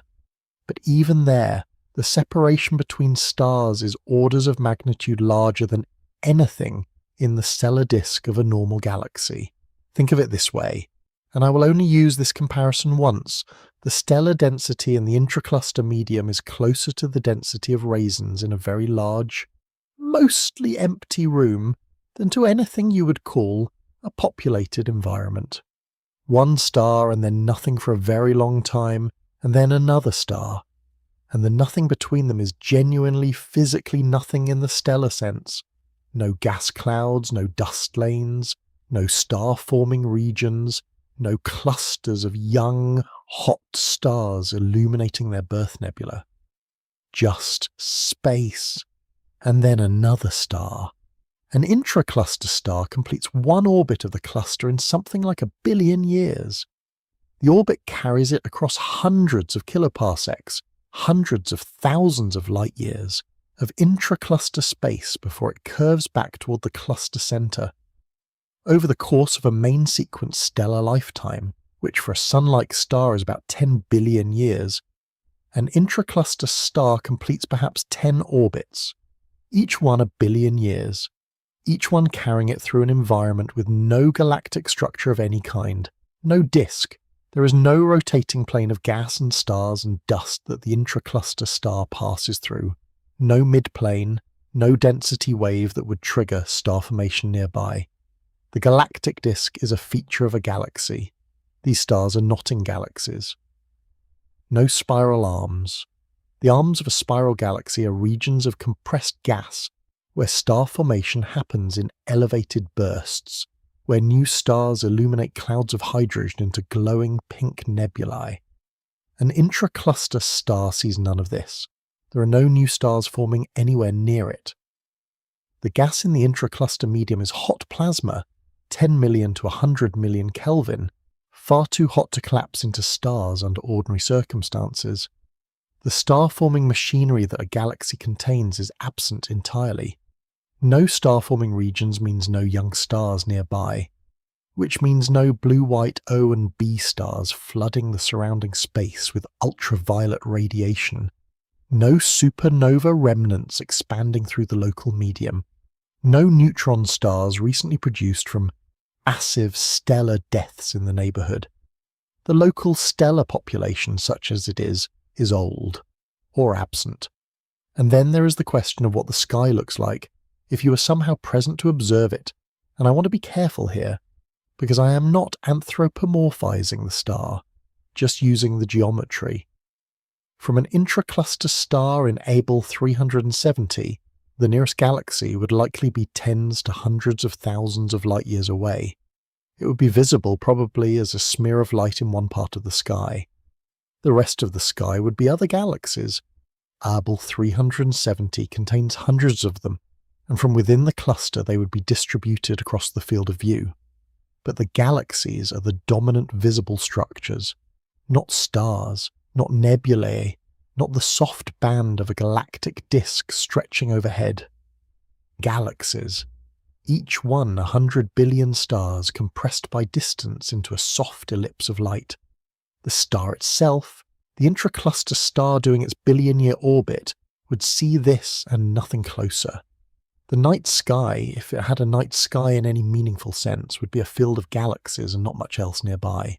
I find this specific detail, and this is a personal response to a physics fact, not a claim about what the detail means, genuinely difficult to hold for long. Not because it is frightening, but because it removes every reference point that the word environment usually implies. An intracluster star is in an environment the way a single dust particle in the centre of an empty gymnasium is in an environment. The gymnasium is there. The walls exist. But the particle is not near them, not interacting with them, not part of anything that would use the word environment in the way that a word is usually used. The star burns. It fuses hydrogen. It ages. It will eventually exhaust its fuel and die, swelling into a red giant, shedding its outer layers, leaving a white dwarf. And all of this will happen in a volume of space where no other star is close enough to be affected by any of it. The supernova, if it is massive enough to produce one. The planetary nebula, if it is not. The expanding shell of material returned to the intracluster medium. All of it absorbed into the surrounding space without a witness in any astronomical sense. The strangeness of this is not, I think, a human projection onto a physical situation. It is a physical situation that has a specific character, a specific set of conditions that differs from almost every other stellar environment in the observable universe. The physical environment of these stars is extreme in its emptiness. What made them detectable at all, given how faint they are at any distance and how thoroughly the sky conspires to hide them, is a separate story, one that belongs to the history of the instruments and the techniques. The number is 26.5 magnitudes per square arc second. That is the surface brightness of the ICL at roughly its brightest detectable extent in the optical. The magnitude scale runs backward. Larger numbers mean fainter objects, and 26.5 is very far toward the faint end. To put it alongside something concrete, the full moon has a surface brightness of roughly 3 magnitudes per square arc second. A typical galaxy surface at its centre is around 20 to 22. The ICL, at 26 to 26.5, is more than 100,000 times fainter per unit area than the night sky as seen from Earth on a moonless night from a dark site.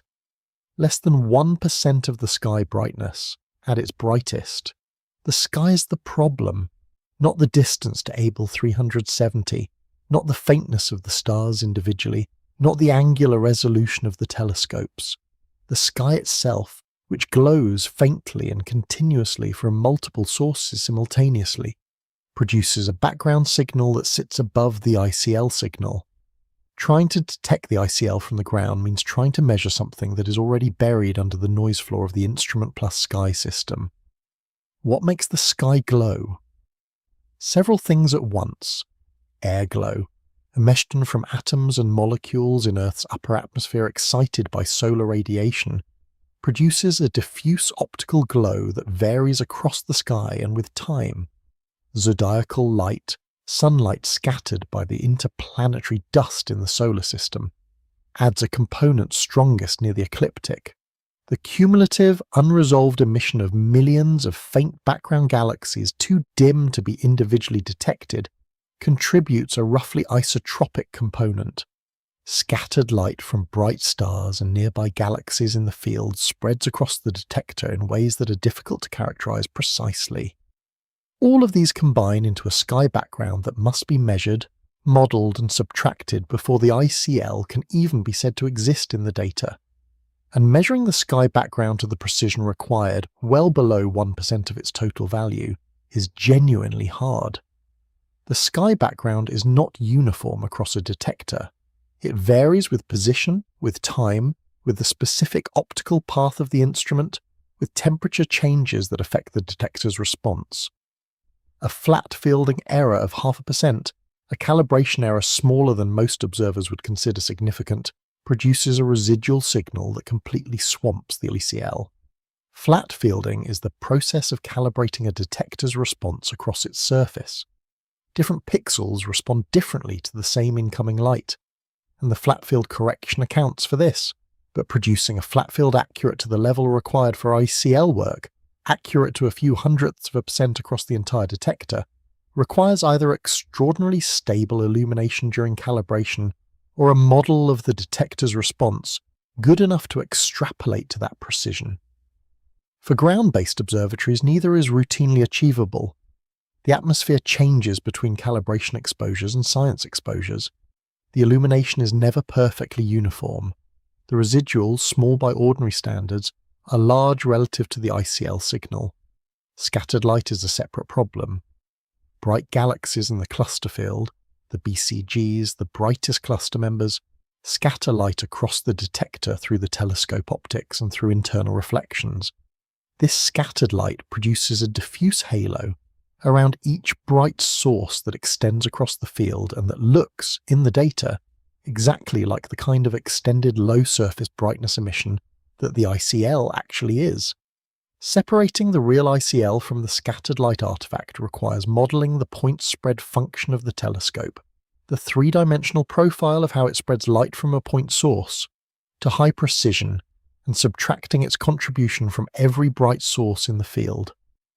Space telescopes partially address the atmospheric component of this problem. Above the atmosphere, air glow is eliminated. The sky background drops. The stability of the thermal environment reduces some of the flat fielding variability. The point spread function without atmospheric seeing is more stable and better characterized. The Hubble Space Telescope's frontier fields data for Abell 370 benefited from all of these advantages, and the images, reaching depths of roughly 28.5 magnitudes in several filters, provided a signal-to-noise ratio for the ICL that ground-based data at the same cluster could not match. But even HST data required purpose-built algorithms. The CICLE method, Chebyshev-Fourier Intracluster Light Estimator, was developed specifically to separate the ICL from the light of cluster galaxies without assuming anything about the ICL's morphology in advance. Earlier methods had required prior assumptions about the ICL's profile shape or its radial extent, which introduced biases. CICLE fits galaxy light using flexible mathematical functions and identifies the residual as ICL without telling the algorithm what shape the ICL should have. Guys, if you're enjoying this video, consider supporting the Sleepy Physicist on Patreon. The result, for Abell 370, was the first reliable ICL fraction measurements across 3 optical filters, the first time the diffuse stellar population between the cluster's galaxies had been mapped with enough confidence to make quantitative statements about its properties. Whether the detection problem is fully solved is a question I would answer carefully. The algorithms are better, the space-based data is better, the systematic errors are better understood. But the ICL at large radii, beyond a few hundred kiloparsecs from the cluster center, remains close to the detection limit of current instruments, and the measurements there carry uncertainties that the inner region measurements do not. The sky is still working against the data, just less successfully than before. What that data actually showed, what the maps looked like, what the numbers said when the ICL at Abell 370 was finally extracted from everything surrounding it, is the next step in this. The Hubble Frontier Fields program was not designed to study intracluster light. Its primary scientific goal was to use the gravitational lensing power of 6 massive clusters to magnify background galaxies in the early universe, to push the observational frontier for high redshift galaxy studies by exploiting the natural telescopes that clusters provide. 6 clusters, over 560 orbits of Hubble time, imaged to depths of approximately 28.5 magnitudes in multiple filters. Abell 370 was the last of the 6 to be observed. In 2015 and 2016, the ICL work came as a consequence of the depth. Images capable of detecting background galaxies at redshifts above 5 are also, unavoidably, capable of detecting the faint diffuse emission between the cluster's foreground galaxies. The frontier fields data did not make the ICL easy to measure, but they made it measurable in a way that no previous dataset for these clusters had achieved. 3 filters were used for the ICL analysis of Abell 370, F435W, F606W, and F814W. The filter names are as clinical as they sound, band designations that refer to the central wavelength in nanometers of each filter's transmission curve. But what they sampled in the rest frame of the cluster at redshift 0.375 were the blue, intermediate, and red portions of the optical spectrum. 3 windows into the integrated light of stars that have been drifting between the cluster's galaxies for billions of years, too faint to see individually, bright enough collectively to leave a detectable signal in images exposed for long enough. The algorithm applied to extract the ICL from this data was CICLE, the Chebyshev-Fourier Intracluster Light Estimator. The methodological detail matters here because different algorithms applied to the same data produce different ICL measurements, and the reason is not error but definition. SICLE fits the light of individual cluster galaxies using Chebyshev-Fourier functions, mathematical functions flexible enough to model a wide range of light distributions without being told in advance what shape to expect. The residual light, after all the galaxy fits are subtracted, is the ICL. No assumption about the ICL's morphology is built into the extraction. The algorithm finds what is there rather than fitting what is expected. What was there in Abell 370 in 3 filters after the galaxy light was removed. The ICL fraction, the ratio of ICL luminosity to the total cluster luminosity, range between approximately 7 and 25% depending on the filter and the radial aperture. 7 to 25 is a wide range, and it reflects genuine measurement uncertainty as much as physical variation. The lower values come from the bluest filter and the most conservative aperture choices. The upper values come from the intermediate filter and larger apertures. The range is not a sign of poor measurement. It is an honest representation of how sensitive the ICL fraction is to the specific choices made in extracting it. The intermediate filter, F606W, showed an enhanced ICL fraction relative to the other two. The enhancement was not large in absolute terms, but was statistically significant, and it was consistent with what had been seen in other merging frontier fields clusters analysed with the same method. The F606W excess pointed toward a higher fraction of A-type and F-type stars in the ICL than the red-dominated old stellar population alone would produce. A younger component, bluer, sitting on top of the older background, its presence elevated by the stripping of recently infalling star-forming galaxies. The spatial distribution of the ICL was not uniform. This is the part I find particularly telling for reasons that become clearer when the dark matter discussion arrives later. The ICL in Abell 370 was not centred on a single point.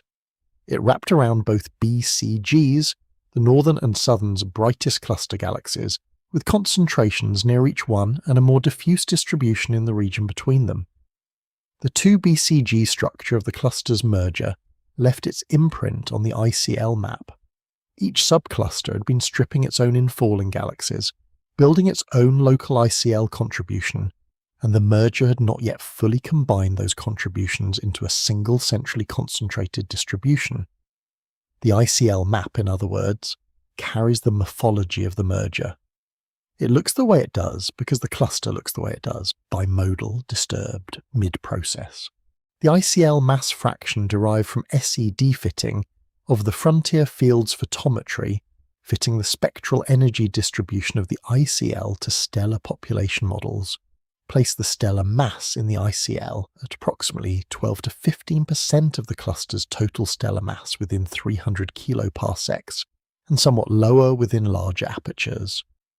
That 12 to 15% sits within the range predicted by simulations of ICL formation and evolution, which is reassuring in the sense that it suggests the measurement methodology is not dramatically wrong, and in the sense that Abell 370 is not anomalous. Its ICL fraction is elevated relative to relaxed clusters, as expected for a merging system, but not beyond what models predict. For the first time, the lost stars of Abell 370 had a map, not a complete one. The ICL at large radii beyond a few hundred kiloparsecs sits close to the detection limit even in frontier fields data. The map covers the central region, the region most directly affected by the merger, the region where the ICL fraction is highest and the stellar populations are most complex. What lies further out is implied by the profiles rather than directly measured, a map made of subtraction, of what remained after everything identifiable had been accounted for. The ICL as the residual, the leftover, the diffuse answer to the question of what could not be assigned to any galaxy in the field. What that map turned out to be useful for went beyond accounting for displaced stars. The spatial distribution of the ICL, it emerged, traces something much harder to observe directly, something that does not appear in any optical photograph and can only be inferred from the way it bends light. The dark matter in Abell 370 cannot be seen. This is not a limitation of current instruments that better instruments will eventually overcome. Dark matter does not emit electromagnetic radiation of any kind. It does not absorb it. It does not scatter it. It has no optical signature, no X-ray signature, no radio signature. The only way it announces its presence is through gravity, through what it does to the things around it, to the galaxies that orbit within it, to the light that passes through the space-time it curves. Gravitational lensing is the most direct method for mapping it. The shapes and positions of lensed background galaxies encode the mass distribution of the foreground cluster, dark matter included, and careful modelling of those shapes and positions produces a mass map. The technique works, and the maps it produces for Abell 370 are among the most detailed available for any cluster. But lensing maps have limitations. Strong lensing constrains the mass distribution only in the cluster core, where the lensing signal is strong enough to produce arcs and multiple images. Weak lensing extends the coverage to larger radii, but requires averaging over many background galaxies and produces maps that are smooth and low resolution. The projection inherent to any lensing observation, collapsing three-dimensional mass distribution onto a two-dimensional sky plane, introduces ambiguities that are difficult to fully resolve. X-ray emission from the hot intracluster gas has also been used to trace the cluster mass distribution, under the assumption that the gas is in hydrostatic equilibrium with the gravitational potential. In a relaxed cluster, this assumption is reasonable. In Abell 370, which is actively merging, it is not. The gas is being disturbed by the collision, sloshing out of equilibrium, its distribution offset from the gravitational potential in ways that make it an unreliable mass tracer for this specific system. The X-ray maps of Abell 370 show elongated emission, with peaks that are offset from the lensing mass peaks by tens of kiloparsecs. The gas is not where the mass is, at least not exactly, at least not right now. What Montes and Trujillo asked, in work published in 2019, was whether the ICL might do better. The question had a physical motivation. Intracluster stars, as we have established, behave as collisionless particles. They do not interact with each other electromagnetically. They do not experience ram pressure from the intracluster gas. They respond to the gravitational potential of the cluster and to nothing else, which means their distribution should reflect the gravitational potential, including the dark matter component, more faithfully than the gas does. The gas is collisional, it sloshes, it shocks, it gets offset during mergers. The stars just orbit. The method used to test this was called the modified Hausdorff distance, a metric borrowed from image comparison mathematics that quantifies the similarity between two spatial distributions. Not their correlation at specific points, but the overall degree to which the shapes of the two distributions match. Applied to the ICL distribution and the lensing-derived mass distribution for 6 Hubble frontier fields clusters, the MHD measures how closely the isocontours of the ICL, the lines of constant ICL surface brightness, match the isocontours of the mass map. The result for the 6 clusters analysed was an agreement between ICL and dark matter distributions with a modified Hausdorff distance of approximately 25 kiloparsecs. 25 kiloparsecs. That is roughly 80,000 light-years, less than the diameter of the Milky Way. In the context of a cluster spanning several megaparsecs, the agreement is close. The ICL contours follow the mass contours to within a distance that is small relative to the structures being compared. Not perfectly, or the word perfectly would be wrong, and the paper does not use it, but well enough that the correspondence is unambiguous in the data. The X-ray gas, analysed with the same method against the same mass maps, showed larger offsets. The ICL was a closer spatial match to the dark matter distribution than the hot plasma that fills the cluster volume. This comparison is what gave the result its weight. It was not just that the ICL tracked the dark matter reasonably well, it was that it tracked it better than the tracer that had previously been the standard for this kind of comparison. The ICL is, in this sense, something like a shadow cast by the dark matter. Not the dark matter itself, not even a perfect representation of it, but a luminous imprint of the gravitational potential that the dark matter dominates. The stars ended up where the potential told them to go, and the potential, in a cluster, is mostly dark matter. What made this finding significant enough to shift how the field thought about the ICL was partly the precision of the agreement and partly the physical interpretation it opened up. If the ICL reliably traces the dark matter distribution, more reliably than the gas, without requiring the equilibrium assumptions that gas-based methods need. Then it becomes a practical tool for dark matter mapping in clusters where lensing data is limited or where the gas is too disturbed to use. A luminous tracer of an invisible mass component, built gradually over billions of years from the tidal debris of infalling galaxies, detectable in principle with any deep optical imager. The result has been followed in the years since by theoretical work using cosmological simulations that confirm the correspondence and explored its physical basis in more detail. The simulations show that intracluster stars and dark matter particles share similar orbital properties in the cluster potential, accumulating in similar spatial distributions because they were deposited into that potential through similar dynamical processes: accretion, stripping, the hierarchical assembly of the cluster from infalling substructures. The ICL traces the dark matter not because the two are the same thing, but because they were shaped by the same processes, responded to the same potential, and ended up in the same places for the same gravitational reasons. Why that correspondence holds physically, why a population of stars stripped from infalling galaxies should end up distributed like an invisible mass component, is a question that requires a short detour into how collisionless systems behave inside gravitational potential wells. Collisionless means something specific. It does not mean that the particles in question never come close to each other, or that they exist in isolation, or that their collective behavior is simple. It means that the dominant forces shaping each individual particle's trajectory are the large-scale, smoothed-out gravitational field of the entire system, rather than the individual gravitational tugs of specific nearby particles.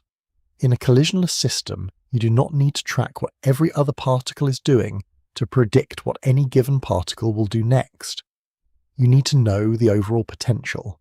The particle reads the landscape and responds to it. Contrast this with a collisional system, a gas, for instance. In a gas, individual molecules interact frequently and directly. Pressure, temperature, and viscosity emerge from these collisions. When two gas clouds collide, the gas shocks, heats, and compresses at the collision boundary. The individual molecules are affected by the molecules immediately around them, not just by the large-scale gravitational field. This is why the hot intracluster gas in a merging cluster sloshes and distorts. It is responding to pressure gradients and shock fronts created by its own collisional nature, not just to gravity. Intracluster stars are collisionless. Think briefly of moving through a crowded space without touching anyone. Your path shaped by the overall density and flow of the crowd, rather than by physical contact with specific individuals. The analogy fails quickly because stars in a cluster are far more widely separated than people in a crowd, and the relevant interaction is gravitational rather than mechanical. But the basic idea holds.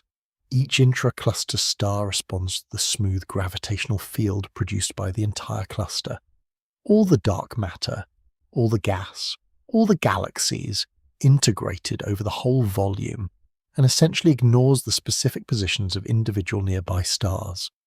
The stellar density in intracluster space is too low for star-star gravitational interactions to matter on any relevant timescale. Dark matter particles are also collisionless. This is one of the defining properties of cold dark matter in the standard cosmological model. Dark matter does not interact electromagnetically, no pressure, no viscosity, no radiation. It does not self-interact significantly through any known force other than gravity. Each dark matter particle moves through the cluster potential in the same way an intracluster star does, responding to the large-scale field, ignoring its neighbours, tracing the gravitational landscape. Two populations, both collisionless, both responding to the same potential. This is the physical root of the correspondence. But the correspondence is not exact, and the reason it is not exact is worth understanding, because it defines the limits of using the ICL as a dark matter tracer. The stars and the dark matter were not deposited into the cluster potential in the same way. Dark matter was there first, in a sense. It collapsed into the cluster's halo before the galaxies formed, and the dark matter halo is the structure into which galaxies subsequently fell. The intracluster stars arrived later, stripped from those infalling galaxies over the past several billion years. They were not present at the beginning. They were added gradually, from specific directions through specific stripping events, and their orbits carry some memory of how they arrived, which galaxy they came from, at what velocity, at what point in the galaxy's orbit when the stripping occurred. This orbital memory translates into a systematic difference between the intracluster stellar population and the dark matter distribution. Intracluster stars tend to occupy orbits with lower energy than the average dark matter particle at the same radius. They are more centrally concentrated, more radially anisotropic. Their orbits are preferentially elongated along the radial direction rather than isotropically distributed. The dark matter distribution is smoother, more spherically symmetric, less concentrated toward the cluster center in relative terms. What this means for the correspondence is that the ICL's radial density profile does not precisely match the dark matter's radial density profile, even though the angular distribution, the shape, the orientation, the ellipticity of the two distributions in projection does agree well. The shape correspondence is real. The profile correspondence is approximate. For Abell 370, which is a merging system with a bimodal mass distribution and an ICL that reflects the 2 BCG structure of the merger, the correspondence comes with additional complexity. The dark matter in Abell 370 has 2 main concentrations, plus the anomalous mass clump between the BCGs with no stellar counterpart. The ICL is concentrated around both BCGs. The overall spatial agreement between ICL contours and mass contours is present, but the merger geometry introduces offsets and asymmetries that would not appear in a relaxed system. The intracluster stars follow the dark matter in the sense that both are governed by the same potential and accumulate in similar regions of space for the same gravitational reasons. They follow it imperfectly in the sense that their orbital properties differ systematically, their radial profiles do not match one-to-one, and their spatial distribution carries the specific history of how the cluster assembled, rather than the idealized smooth distribution that pure gravitational dynamics would produce. This is the honest description of the correspondence, not a perfect tracer. A useful one, with known biases, whose limitations can be characterized and whose strengths, particularly the shape correspondence and the insensitivity to the equilibrium assumptions that hobble X-ray-based methods, make it a genuinely valuable tool for mapping what cannot otherwise be directly seen. In Abell 370 specifically, the dark matter distribution has features that go beyond what the ICL alone can reveal. Anomalies in the mass map that point to something about the merger that is still not fully understood. Gravitational lensing does not ask what kind of mass it is mapping. It responds to mass. All of it. The galaxies, the hot intracluster gas, the dark matter, whatever contributes to the stress-energy tensor that curves spacetime in the cluster's vicinity, lensing sees it. The positions and shapes of multiply lensed background galaxies behind Abell 370 encode the total projected mass distribution of the cluster, and fitting models to those constraints produces mass maps that are, within their uncertainties, a complete census of where the gravitational weight sits. What those maps show in Abell 370 is a bimodal distribution, as expected. 2 main mass concentrations, one associated with each BCG, elongated along the north-south axis of the merger, consistent with what X-ray, optical, and Sunyaev-Zeldovich observations all independently suggest. 2 subclusters falling through each other, their mass distributions still distinct, still separable in the models. And then there is a third feature. Between the 2 BCGs, in the region of space that separates the 2 main mass concentrations, the lensing models consistently find a mass clump. Not a large one, smaller than the 2 main concentrations, but statistically required by the lensing constraints in multiple independent analyses. It sits between the 2 brightest cluster galaxies, in the gap between the 2 subcluster cores. There is no galaxy there, no detectable concentration of stars at that position, No optical counterpart, no infrared counterpart, no feature into the galaxy distribution that would explain why mass is concentrated at that location. The lensing models require it. Without it, the model predictions for the positions of lensed images do not match the observations as well, but nothing visible corresponds to it. Something like picking up an object and finding it heavier than it looks. The weight is real. The appearance does not account for it. The immediate questions this raises are two, and they are somewhat uncomfortable for different reasons. The first is whether the mass clump is real, whether it represents an actual physical concentration of dark matter between the two BCCGs, or whether it is an artifact of the modelling procedure. Parametric strong lensing models describe the cluster mass using mathematical profiles centred on assumed mass components, something like fitting a complex shape with a collection of overlapping bowls, each one described by a centre, a scale, and a normalization. The number and positions of these components are chosen by the modelers, subject to constraints from the data, but also subject to assumptions about where mass should be allowed to sit. A mass clump that appears in parametric models does not necessarily correspond to a physical concentration. It might be the model's way of absorbing the aggregate effect of many small substructures, or of compensating for simplifications in how the main halos are described. Recent work, using Buffalo data, the Beyond Ultra-Deep Frontier Fields and Legacy Observations program that extended Hubble's coverage of the Abell 370 field, has revisited the mass model with this concern explicitly in mind. The analysis found a 4-component dark matter model that does not require the external shear term that earlier models needed, which is a modest improvement. But the mass clump between the BCDGs persists. It is not straightforwardly explained away by better modelling, and when models are constructed that require every mass component to have a visible stellar counterpart, which is physically motivated, since mass concentrations in clusters are generally expected to be associated with galaxies, those models fail to reproduce the lensing constraints with acceptable residuals. The mass is there, or something is there that behaves like mass, at a position where nothing visible explains it. The second question is what this implies for the merger geometry. The merger in Abell 370 is oriented predominantly along the line of sight. The two subclusters are approaching each other in a direction mostly toward and away from us rather than across the plane of the skier, so this geometry creates projection effects that complicate the mass modelling. Structures at different distances along the line of sight appear at the same sky position, and their mass contributions are added together in the lensing signal. A concentration of dark matter that is genuinely between the two subclusters in three-dimensional space might appear, in projection, to sit between the two BCGs on the sky. If the mass clump is real and is genuinely positioned between the two colliding subclusters in 3 dimensions, it could represent dark matter that was associated with the outer regions of one or both subclusters.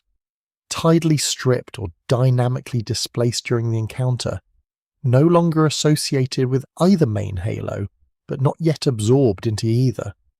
Dark matter does not experience dynamical friction the way galaxies do. It does not slow down and sink to the centre of a new potential well on short timescales. It can, in principle, be redistributed during a merger in ways that leave concentrations at intermediate positions for extended periods. This connection between the dark matter clump and the dynamics of the merger is speculative in the sense that it has not been confirmed by an analysis that fully resolves the 3-dimensional merger geometry.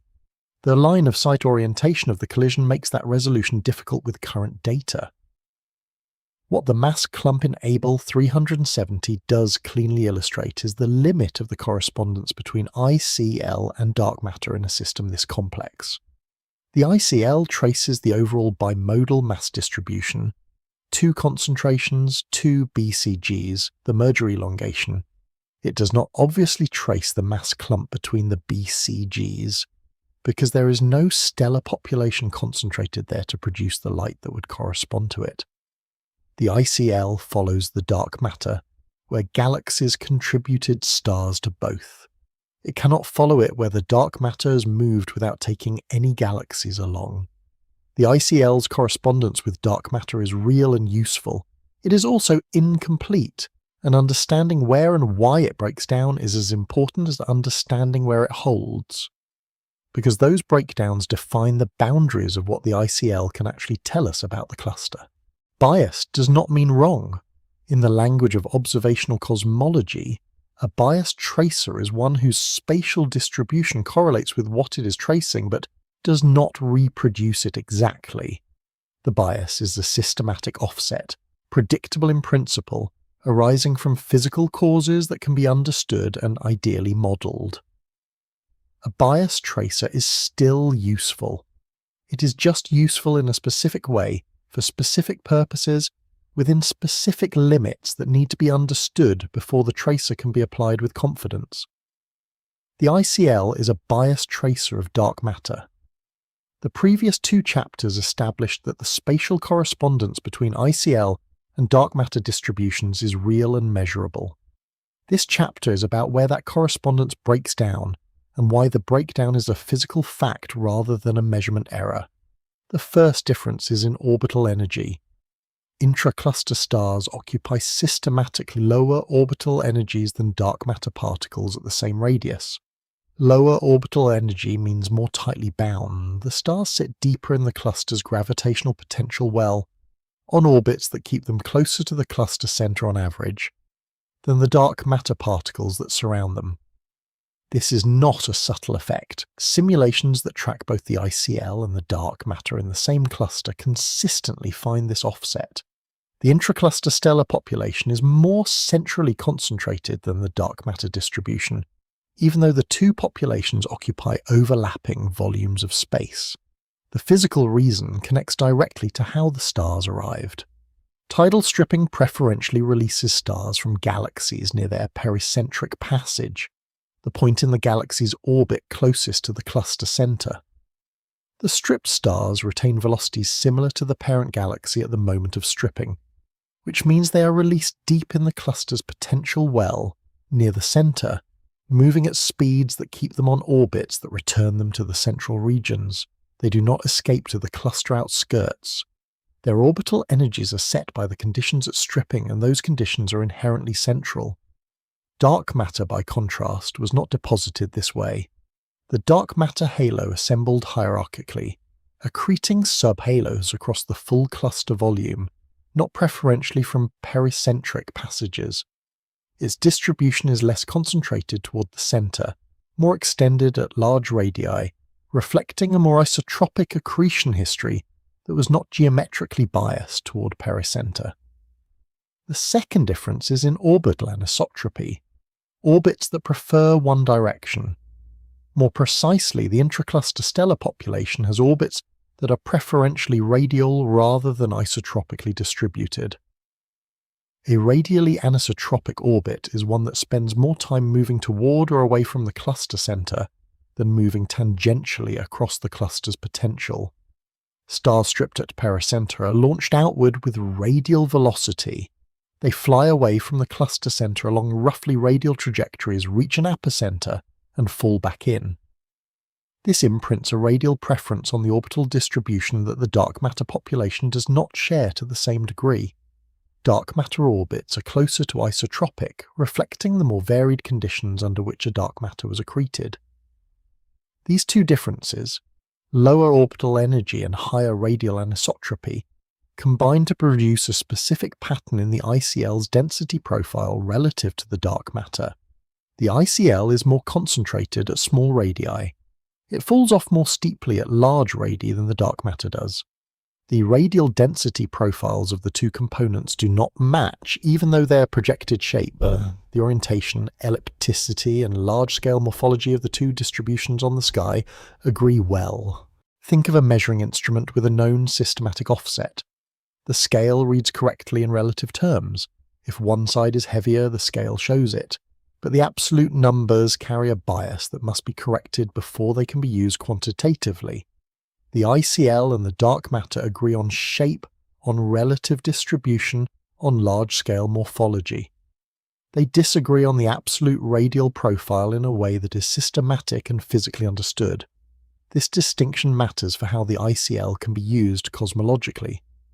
Using the ICL to map the position and orientation of the cluster's dark matter halo to determine where the mass is in two-dimensional projection is well supported by the data and the simulations. The shape correspondence is robust.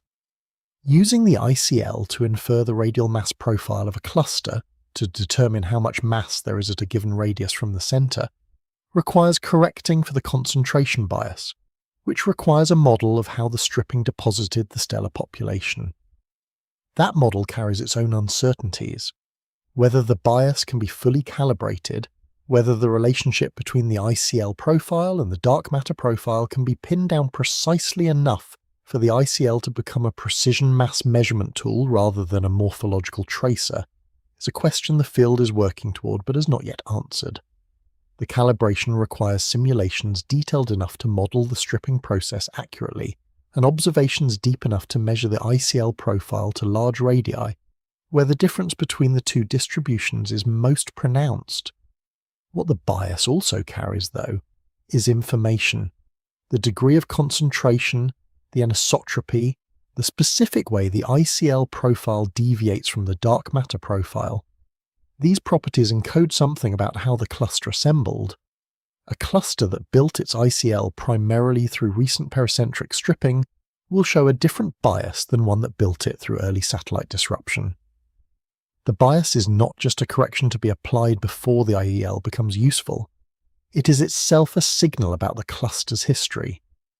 Before those questions reach observational answers at the scale they require, something summed about what instruments were available to ask them with, something that opened the ICL, and Abell 370 specifically, to a level of scrutiny that the Hubble era could only approach.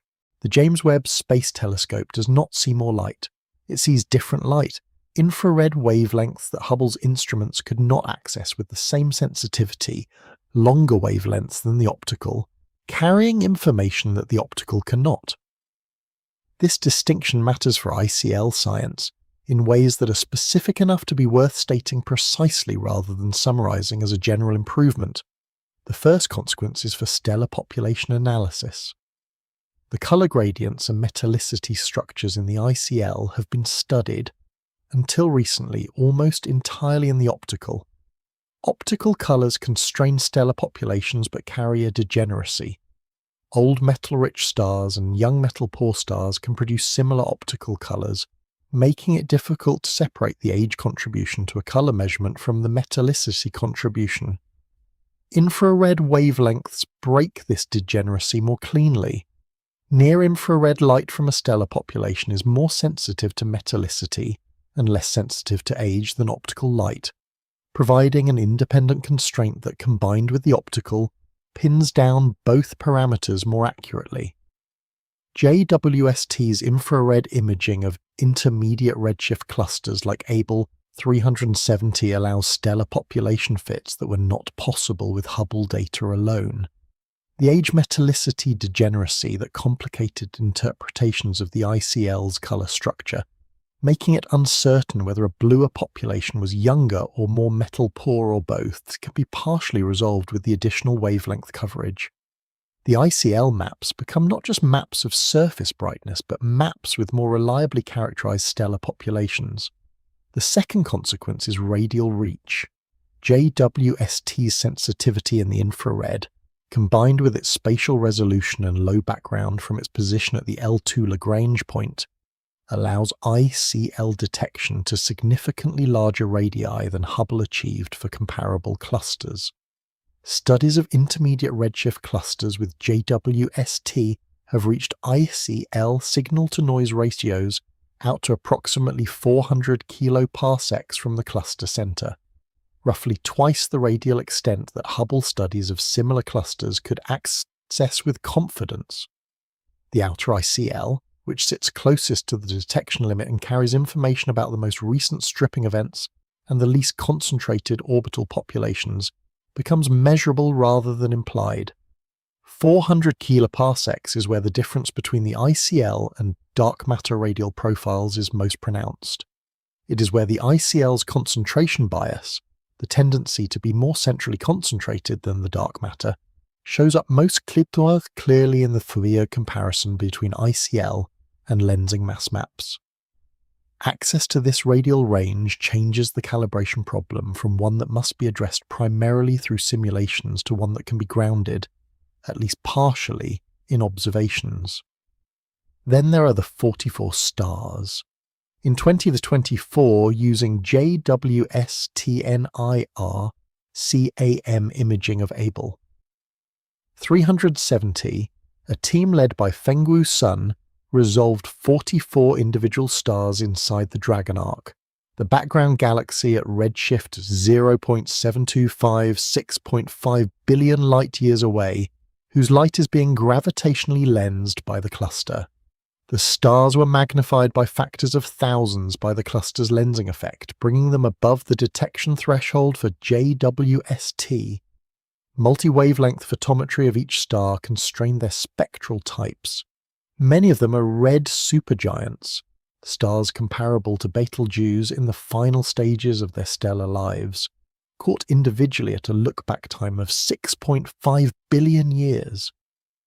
I want to be careful not to overstate what this means, because the temptation is to reach for language that turns it into more than it is. It is not magic. It is geometry and engineering and a very large mirror above the atmosphere. But 44 individual stars in a galaxy, 6.5 billion light-years away, each one a specific object with a specific spectral type, a specific luminosity, a specific place in its stellar evolution, is the kind of result that makes the question of what is now measurable genuinely different from what it was before JWST existed. The third consequence is redshift reach. Hubble could detect ICL in clusters out to roughly z equals 0.5 to 0.8 with confidence. JWST has extended this to z at approximately 2, a look-back time of roughly 10 billion years, when the universe was less than 4 billion years old. A 2026 study of the cluster LSST 122 at z equals 1.98 reported ICL detection using JWST infrared imaging, finding an ICL fraction consistent with significant diffuse stellar assembly already in place at that epoch. The build-up of intracluster stellar populations, previously studied only in the relatively recent universe, can now be followed back to a time when galaxy clusters were young and their merger histories were just beginning. For Abell 370 specifically, at z equals 0.375, well within JWST's optimal range, the combination of infrared coverage, extended radial reach, and improved stellar population separation has reopened questions that Hubble data left partially answered. The stellar populations in the outer ICL, the relationship between the ICL's radial profile and the dark matter distribution at large radii, the contribution of the ongoing merger to the ICL's age structure. These can now be addressed with data that did not exist before the telescope reached its operating temperature. What JWST changes is not the questions. The questions were already there, already framed by the Hubble data and the theoretical work and the simulation predictions. What it changes is access. The ICL at radii and redshifts and wavelengths that were previously outside the reachable envelope of observation are now inside it. JWST works cluster by cluster, pointing its mirror at specific targets for specific periods. What changes the science at statistical scale? What transforms ICL from a well-studied phenomenon in a handful of systems to a field with thousands of measurement points requires a different kind of instrument entirely. Census is a strange word to use here. A census implies counting individuals, going door to door, logging names, recording presence one by one. The orphan stars in the Perseus cluster cannot be counted individually. At Perseus's distance of 240 million light-years, individual stars are far below the resolution of any current instrument. What Euclid detected was their integrated light, the combined glow of a population so numerous that the total adds up to something measurable, even though no single star within it is visible. Calling it a census is technically imprecise, but it is the right spirit. Something was enumerated that had not been enumerated before, at a scale that makes the word feel appropriate, even if the method is photometric rather than enumerative. The Euclid Space Telescope's early released observations of the Perseus cluster were published in 2024 and 2025. Perseus sits 240 million light-years from Earth, nearby in cosmological terms, close enough that its ICL can be mapped in detail across a wide field. Euclid observed the cluster's central region in 4 photometric bands, 1 optical band in the visible, and 3 near-infrared bands. The data reached surface brightness limits deep enough to detect the ICL across a radial extent of 200 to 600 kiloparsecs from the brightest cluster galaxy, depending on the specific parameter being mapped. What the data showed: approximately 1.5 trillion stars drifting freely between the cluster's galaxies. The number arrived in papers describing the intracluster stellar population in terms of total luminosity and inferred stellar mass, not individual counts. Translating that luminosity into a stellar number requires assumptions about the stellar mass-to-light ratio. How many solar masses of stars are needed per unit of optical luminosity? And those assumptions carry uncertainty. The 1.5 trillion figure is a reasonable central estimate. It could be somewhat higher. It is probably not dramatically lower. 6 times the stellar content of the Milky Way unattached, orbiting Perseus's gravitational potential directly. The BCG and ICL together, the brightest cluster galaxy plus all the intracluster stars within the central 500 kiloparsecs, account for approximately 38 to 40% of the cluster's total stellar luminosity in Euclid's bands. Nearly 2/5 of all the starlight in Perseus's core region originates either in the central galaxy or in stars that no longer belong to any galaxy. The fraction sitting inside the 2,500-odd individual cluster galaxies is, in this light, the minority component. The 600 kiloparsec radial reach of Euclid's REL measurement is significant in a specific way. 600 kiloparsecs is approximately 1/3 of Perseus's virial radius, the radius within which the cluster is gravitationally bound. Previous ground-based measurements and Hubble-era space observations had generally reached 100 to 300 kiloparsecs for intermediate redshift clusters, and somewhat further for nearby ones. Euclid extended this reach for Perseus to a regime where the ICL's density profile transitions from the steeply falling inner profile to the flatter outer profile.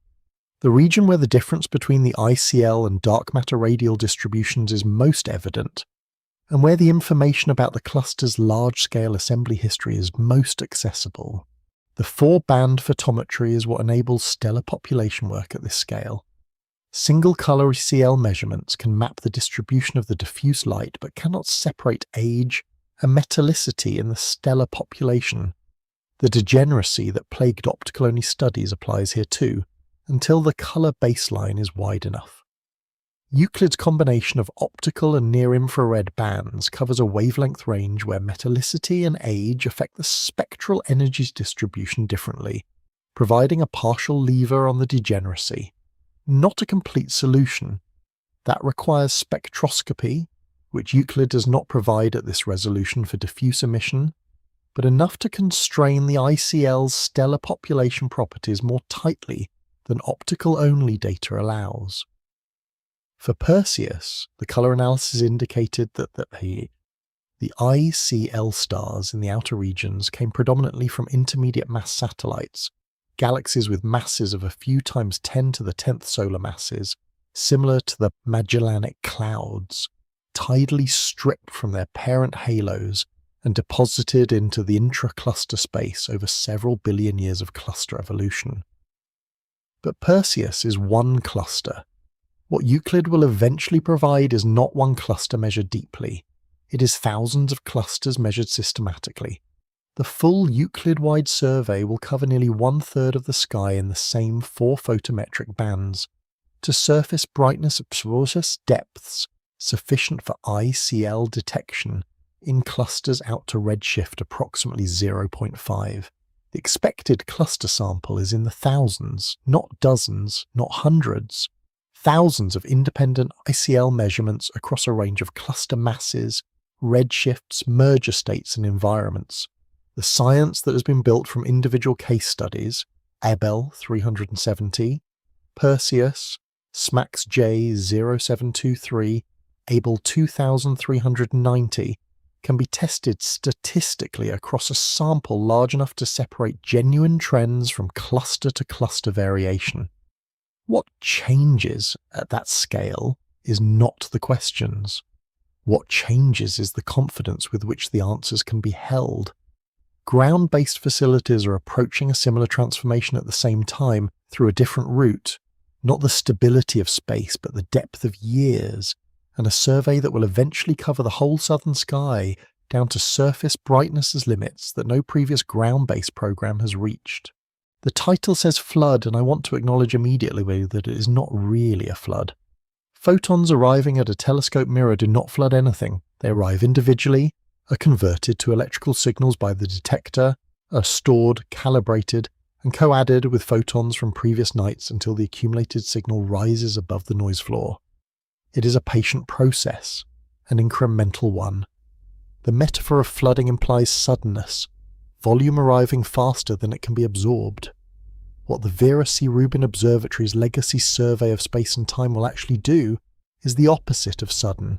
It will accumulate carefully and continuously over 10 years. The Rubin Observatory sits on Cerro Pachon in Chile, at an elevation of roughly 2,700 meters. Its primary mirror is 8.4 meters in diameter. Its camera, the LSST camera, the largest digital camera ever built for astronomy, has a field of view of approximately 9.6 square degrees, meaning it images a patch of sky roughly 40 times the area of the full moon in a single exposure. Over 10 years of operations, it will image the entire available southern sky repeatedly, in 6 photometric filters spanning the ultraviolet through the near-infrared, co-adding exposures until the combined data reaches surface brightness depths of approximately 30 to 30.3 magnitudes per square arc second in the best performing filters, 30 magnitudes per square arc second, the ICL in Abell. 370 sits at roughly 26 to 26.5 magnitudes per square arc second at its brightest detectable extent. The LSST will reach 3.5 to 4 magnitudes deeper than that in a single filter, and will do so across the entire southern sky, not in targeted observations of pre-selected clusters. The outer ETL, the diffuse stellar population at large cluster radii that sits closest to the detection limit in current data, will become accessible not for individual carefully selected clusters, but for every cluster in the survey footprint with sufficient angular size on the sky. The 6 filter coverage matters for the same reason Euclid's 4-band photometry matters, but with a wider optical baseline and better sampling of the stellar population's spectral energy distribution. 6 filters spanning from the U-band in the ultraviolet through the Y-band in the near-infrared provide colour measurements that constrain both age and metallicity more independently than 2 or 3 filters can. The age metallicity degeneracy that complicates single colour or 2-colour cell analysis is not eliminated by 6-filter photometry. It requires spectroscopy to fully break, but it is reduced enough that population constraints derived from LSST photometry will be substantially tighter than what current optical-only datasets allow. What this translates to in terms of sample size, the LSST is expected to detect thousands of galaxy clusters across its 10-year survey. ICL measurements for clusters at redshifts out to approximately 0.5, where the ICL is bright enough relative to the sky background to be detected at LSST depths, will number in the thousands. Not dozens of systems with careful individual analysis, thousands of systems with consistent homogeneous measurements made with the same instrument, the same filter set, the same data reduction to pipeline. The systematics are shared across the sample. The cluster-to-cluster comparisons are not complicated by differences in instrumentational methodology. For ICL science, this means the transition from a field organized around individual case studies to one organized around statistical distributions. Abell 370 has been a case study, a specific merging cluster studied in detail, revealing specific things about ICL in merging systems. The LSST will provide hundreds of merging clusters at comparable masses and redshifts measured to similar depths, allowing the specific properties of Abell 370's ICL to be placed in the context of a distribution. Is its ICL fraction elevated compared to relaxed clusters of similar mass? The current answer is yes, based on comparisons with the frontier field sample and the existing literature. The LSST answer will be based on hundreds of relaxed clusters and hundreds of merging clusters, the comparison statistical rather than case by case. Color gradients, the radial variation in ICL color that encodes which galaxies contributed, which stars and when, will be measurable for statistically significant samples of clusters binned by mass, redshift, and dynamical state. The trend that inner ICL is redder and more metal-rich while outer ICL is bluer and more metal-poor seen in individual clusters can be tested across thousands of systems to determine how universal it is, how it depends on cluster properties, and where it breaks down. The accumulation takes time. Each night adds a layer. Each year deepens the co-added image. By year 3, the survey reaches depths comparable to current best ground-based ECL work for nearby clusters. By year 10, it is significantly deeper than anything achievable from the ground before it existed. Whether more data means better understanding is a question I would answer carefully. More data means better constrained answers to questions already posed. Whether it generates genuinely new questions, whether the deeper images reveal features in the ICL that current models do not predict, structures in the outer stellar populations that change how the assembly history is interpreted, is something the data itself will have to show. What all of this instrumentation, Hubble, JWST, Euclid, Rubin, is ultimately converging on is not just a better measurement of the ICL. It is a better understanding of what galaxy clusters are, how they assembled, and what the displaced stars between their galaxies tell us about the universe's largest structures. One cluster. It is worth asking before going further whether one cluster can bear the weight of what this chapter is going to place on it. Abell 370 is not a typical cluster. It is massive, merging, dynamically disturbed, selected for study precisely because its properties make it useful as a gravitational lens. Conclusions drawn from it are conclusions about one specific system at one specific moment in its evolution. They are evidence, not proof. They point toward things rather than establishing them. With that said, what does it point toward? The universe builds its largest structures through accumulation. This is the core of what cosmologists call hierarchical structure formation, the framework in which small density fluctuations in the early universe grew under gravity, pulling matter together into progressively larger structures. First stars, then galaxies, then groups, then clusters, each scale assembled from the merging and accretion of smaller units that formed before it. Galaxy clusters are the largest gravitationally bound objects the universe has produced. They are not the beginning of this process. They are the current endpoint, still assembling, still accreting, still receiving infalling galaxies and groups from the cosmic web that connects them. Abell 370 is visible evidence of this process in action.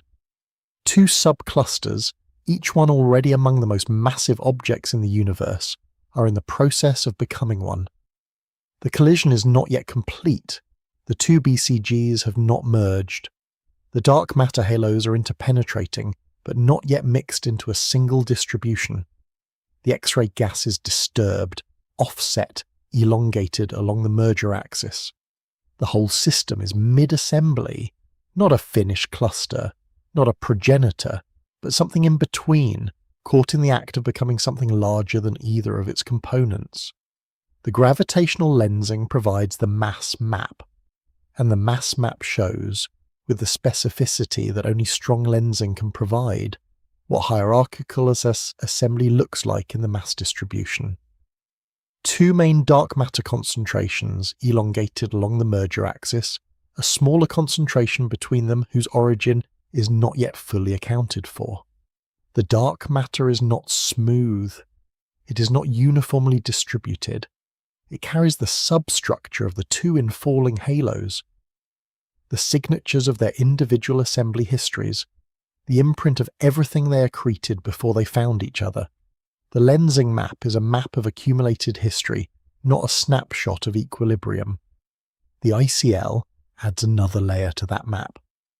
The intracluster light in Abell 370 is not simply a byproduct of the cluster's gravitational process, it is a record of them.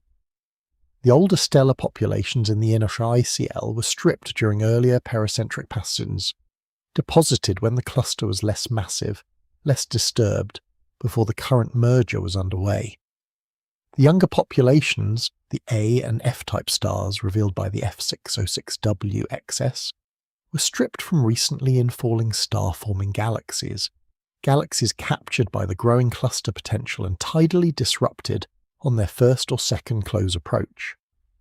The spatial distribution of the ICL around 2 BCGs rather than 1 reflects the ongoing merger rather than a single centre potential.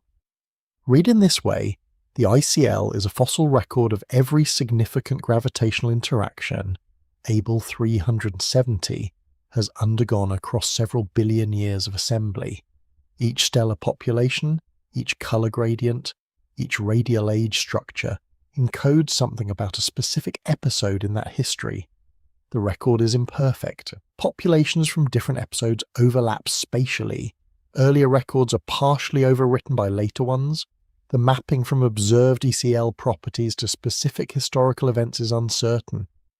But it is a record.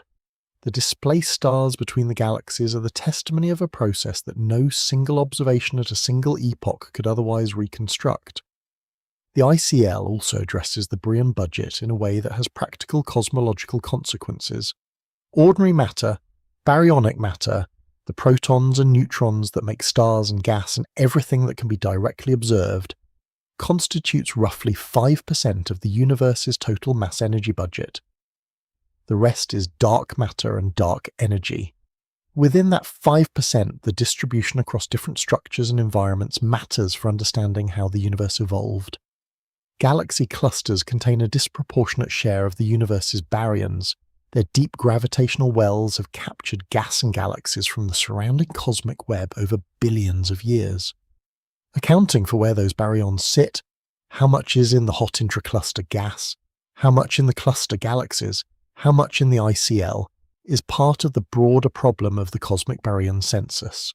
The ICL at 10 to 25% of the cluster's total stellar mass is not negligible in this accounting. It is a component that, if overlooked, produces a systematic error in estimates of how many baryons are locked up in stellar-forming cluster environments versus how many remain in the hot gas phase. Surveys that count cluster galaxy stellar masses without accounting for the ICL are underestimating the total stellar mass in clusters by a fraction that is small but not ignorable across a cosmological sample. The correspondence between ICL and dark matter connects to something larger still. If the ICL reliably traces the angular distribution of dark matter in clusters, and the evidence from the frontier fields analysis and subsequent simulation work suggests it does, then it becomes a tool for constraining the shapes of dark matter halos at scales that lensing alone cannot fully resolve. The dark matter halo shape is a prediction of cosmological models. Cold dark matter predicts triaxial halos with specific distributions of ellipticity. Alternative dark matter models, self-interacting dark matter, fuzzy dark matter, predict different shape distributions. Measuring halo shapes across large cluster samples using the ICL as a proxy provides a test of these models that is complementary to what lensing, X-ray or galaxy kinematics can provide independently. Abell 370 is one data point in that test, a detailed, well-characterized data point, but one. What it demonstrates is that the ICL dark matter correspondence exists at the level of precision required to be useful, that the spatial agreement is close enough, in a real complex merging cluster, that the ICL contours carry genuine information about the underlying mass distribution. Whether that demonstration generalizes across the range of cluster masses, redshifts, and dynamical states that a cosmological test requires is what the statistical surveys are being built to answer. 1 cluster points. The survey confirms or complicates what it pointed toward.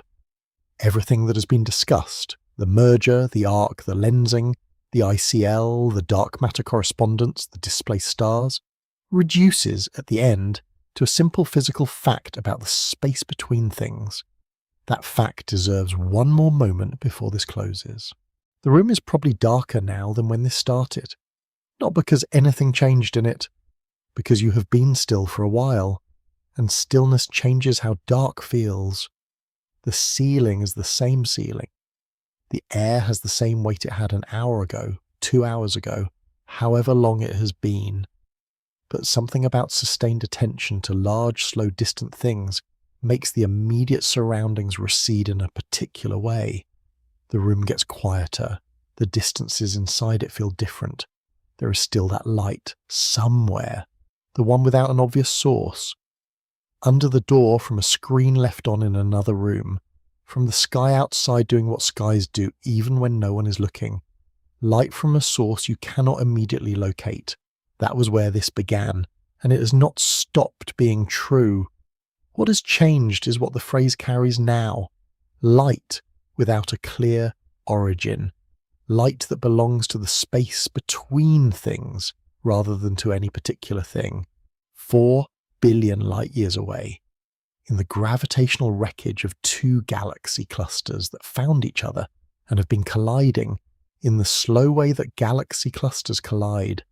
For longer than the Earth has existed, there is a glow, a faint, diffuse, nearly undetectable optical glow spread across the intracluster space of Abell 370, produced by stars that completed their displacement over billions of years, that orbit the cluster's combined gravitational potential on paths that take 1 billion years to close, that live and burn in a volume of space where the nearest other star is hundreds of thousands of light years away.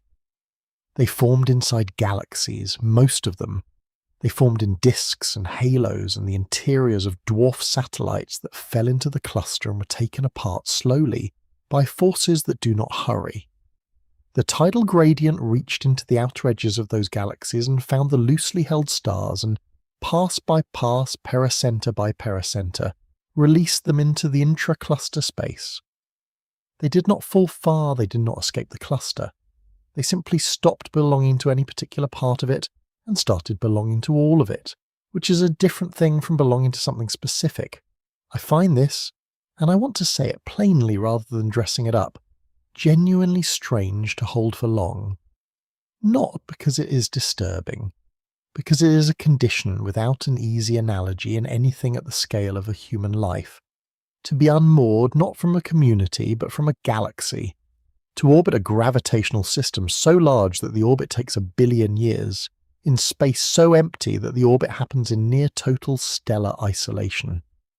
The wreckage of gravitational violence, still glowing, still moving, having outlasted the specific events that displaced it by billions of years. The violence is over. The displacement is permanent. The glow continues. There is something in that persistence that I have been sitting with since the research for this began, and I'm not sure it resolves into anything more than the observation.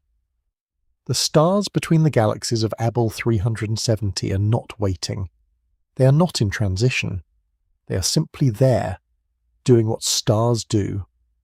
Burning hydrogen at rates determined by their masses, aging along evolutionary tracks that were fixed at the moment of their formation, indifferent in every physical sense to the fact that the galaxy they formed in is gone, that the gravitational context of their birth no longer exists, that they are orbiting something vastly larger than anything that shaped their formation. The cluster keeps them. Not warmly, not coldly, those words do not apply. Gravitationally, it keeps them the way a potential well keeps anything that does not have enough energy to escape it. And they keep glowing in the space between the galaxies, more than 100,000 times fainter than the darkest sky on Earth, readable only by instruments designed specifically to find them, mapping out the shape of dark matter they cannot see and do not respond to in any way other than gravitational. The dark between galaxies is not empty. It never was. To everyone who has supported the Sleepy Physicist on Patreon, thank you. These videos exist because of that support, and it means more than I know how to say briefly. If you have been thinking about joining the community, the link is in the description. Every member makes the next video possible. Somewhere in Abell 370, a star is at the midpoint of its billion-year orbit, neither approaching the cluster center nor receding from it, momentarily, in the only sense available to a star, suspended. Around it, in all directions, the space is not quite empty and not quite full, and the nearest galaxy is a long, long way away.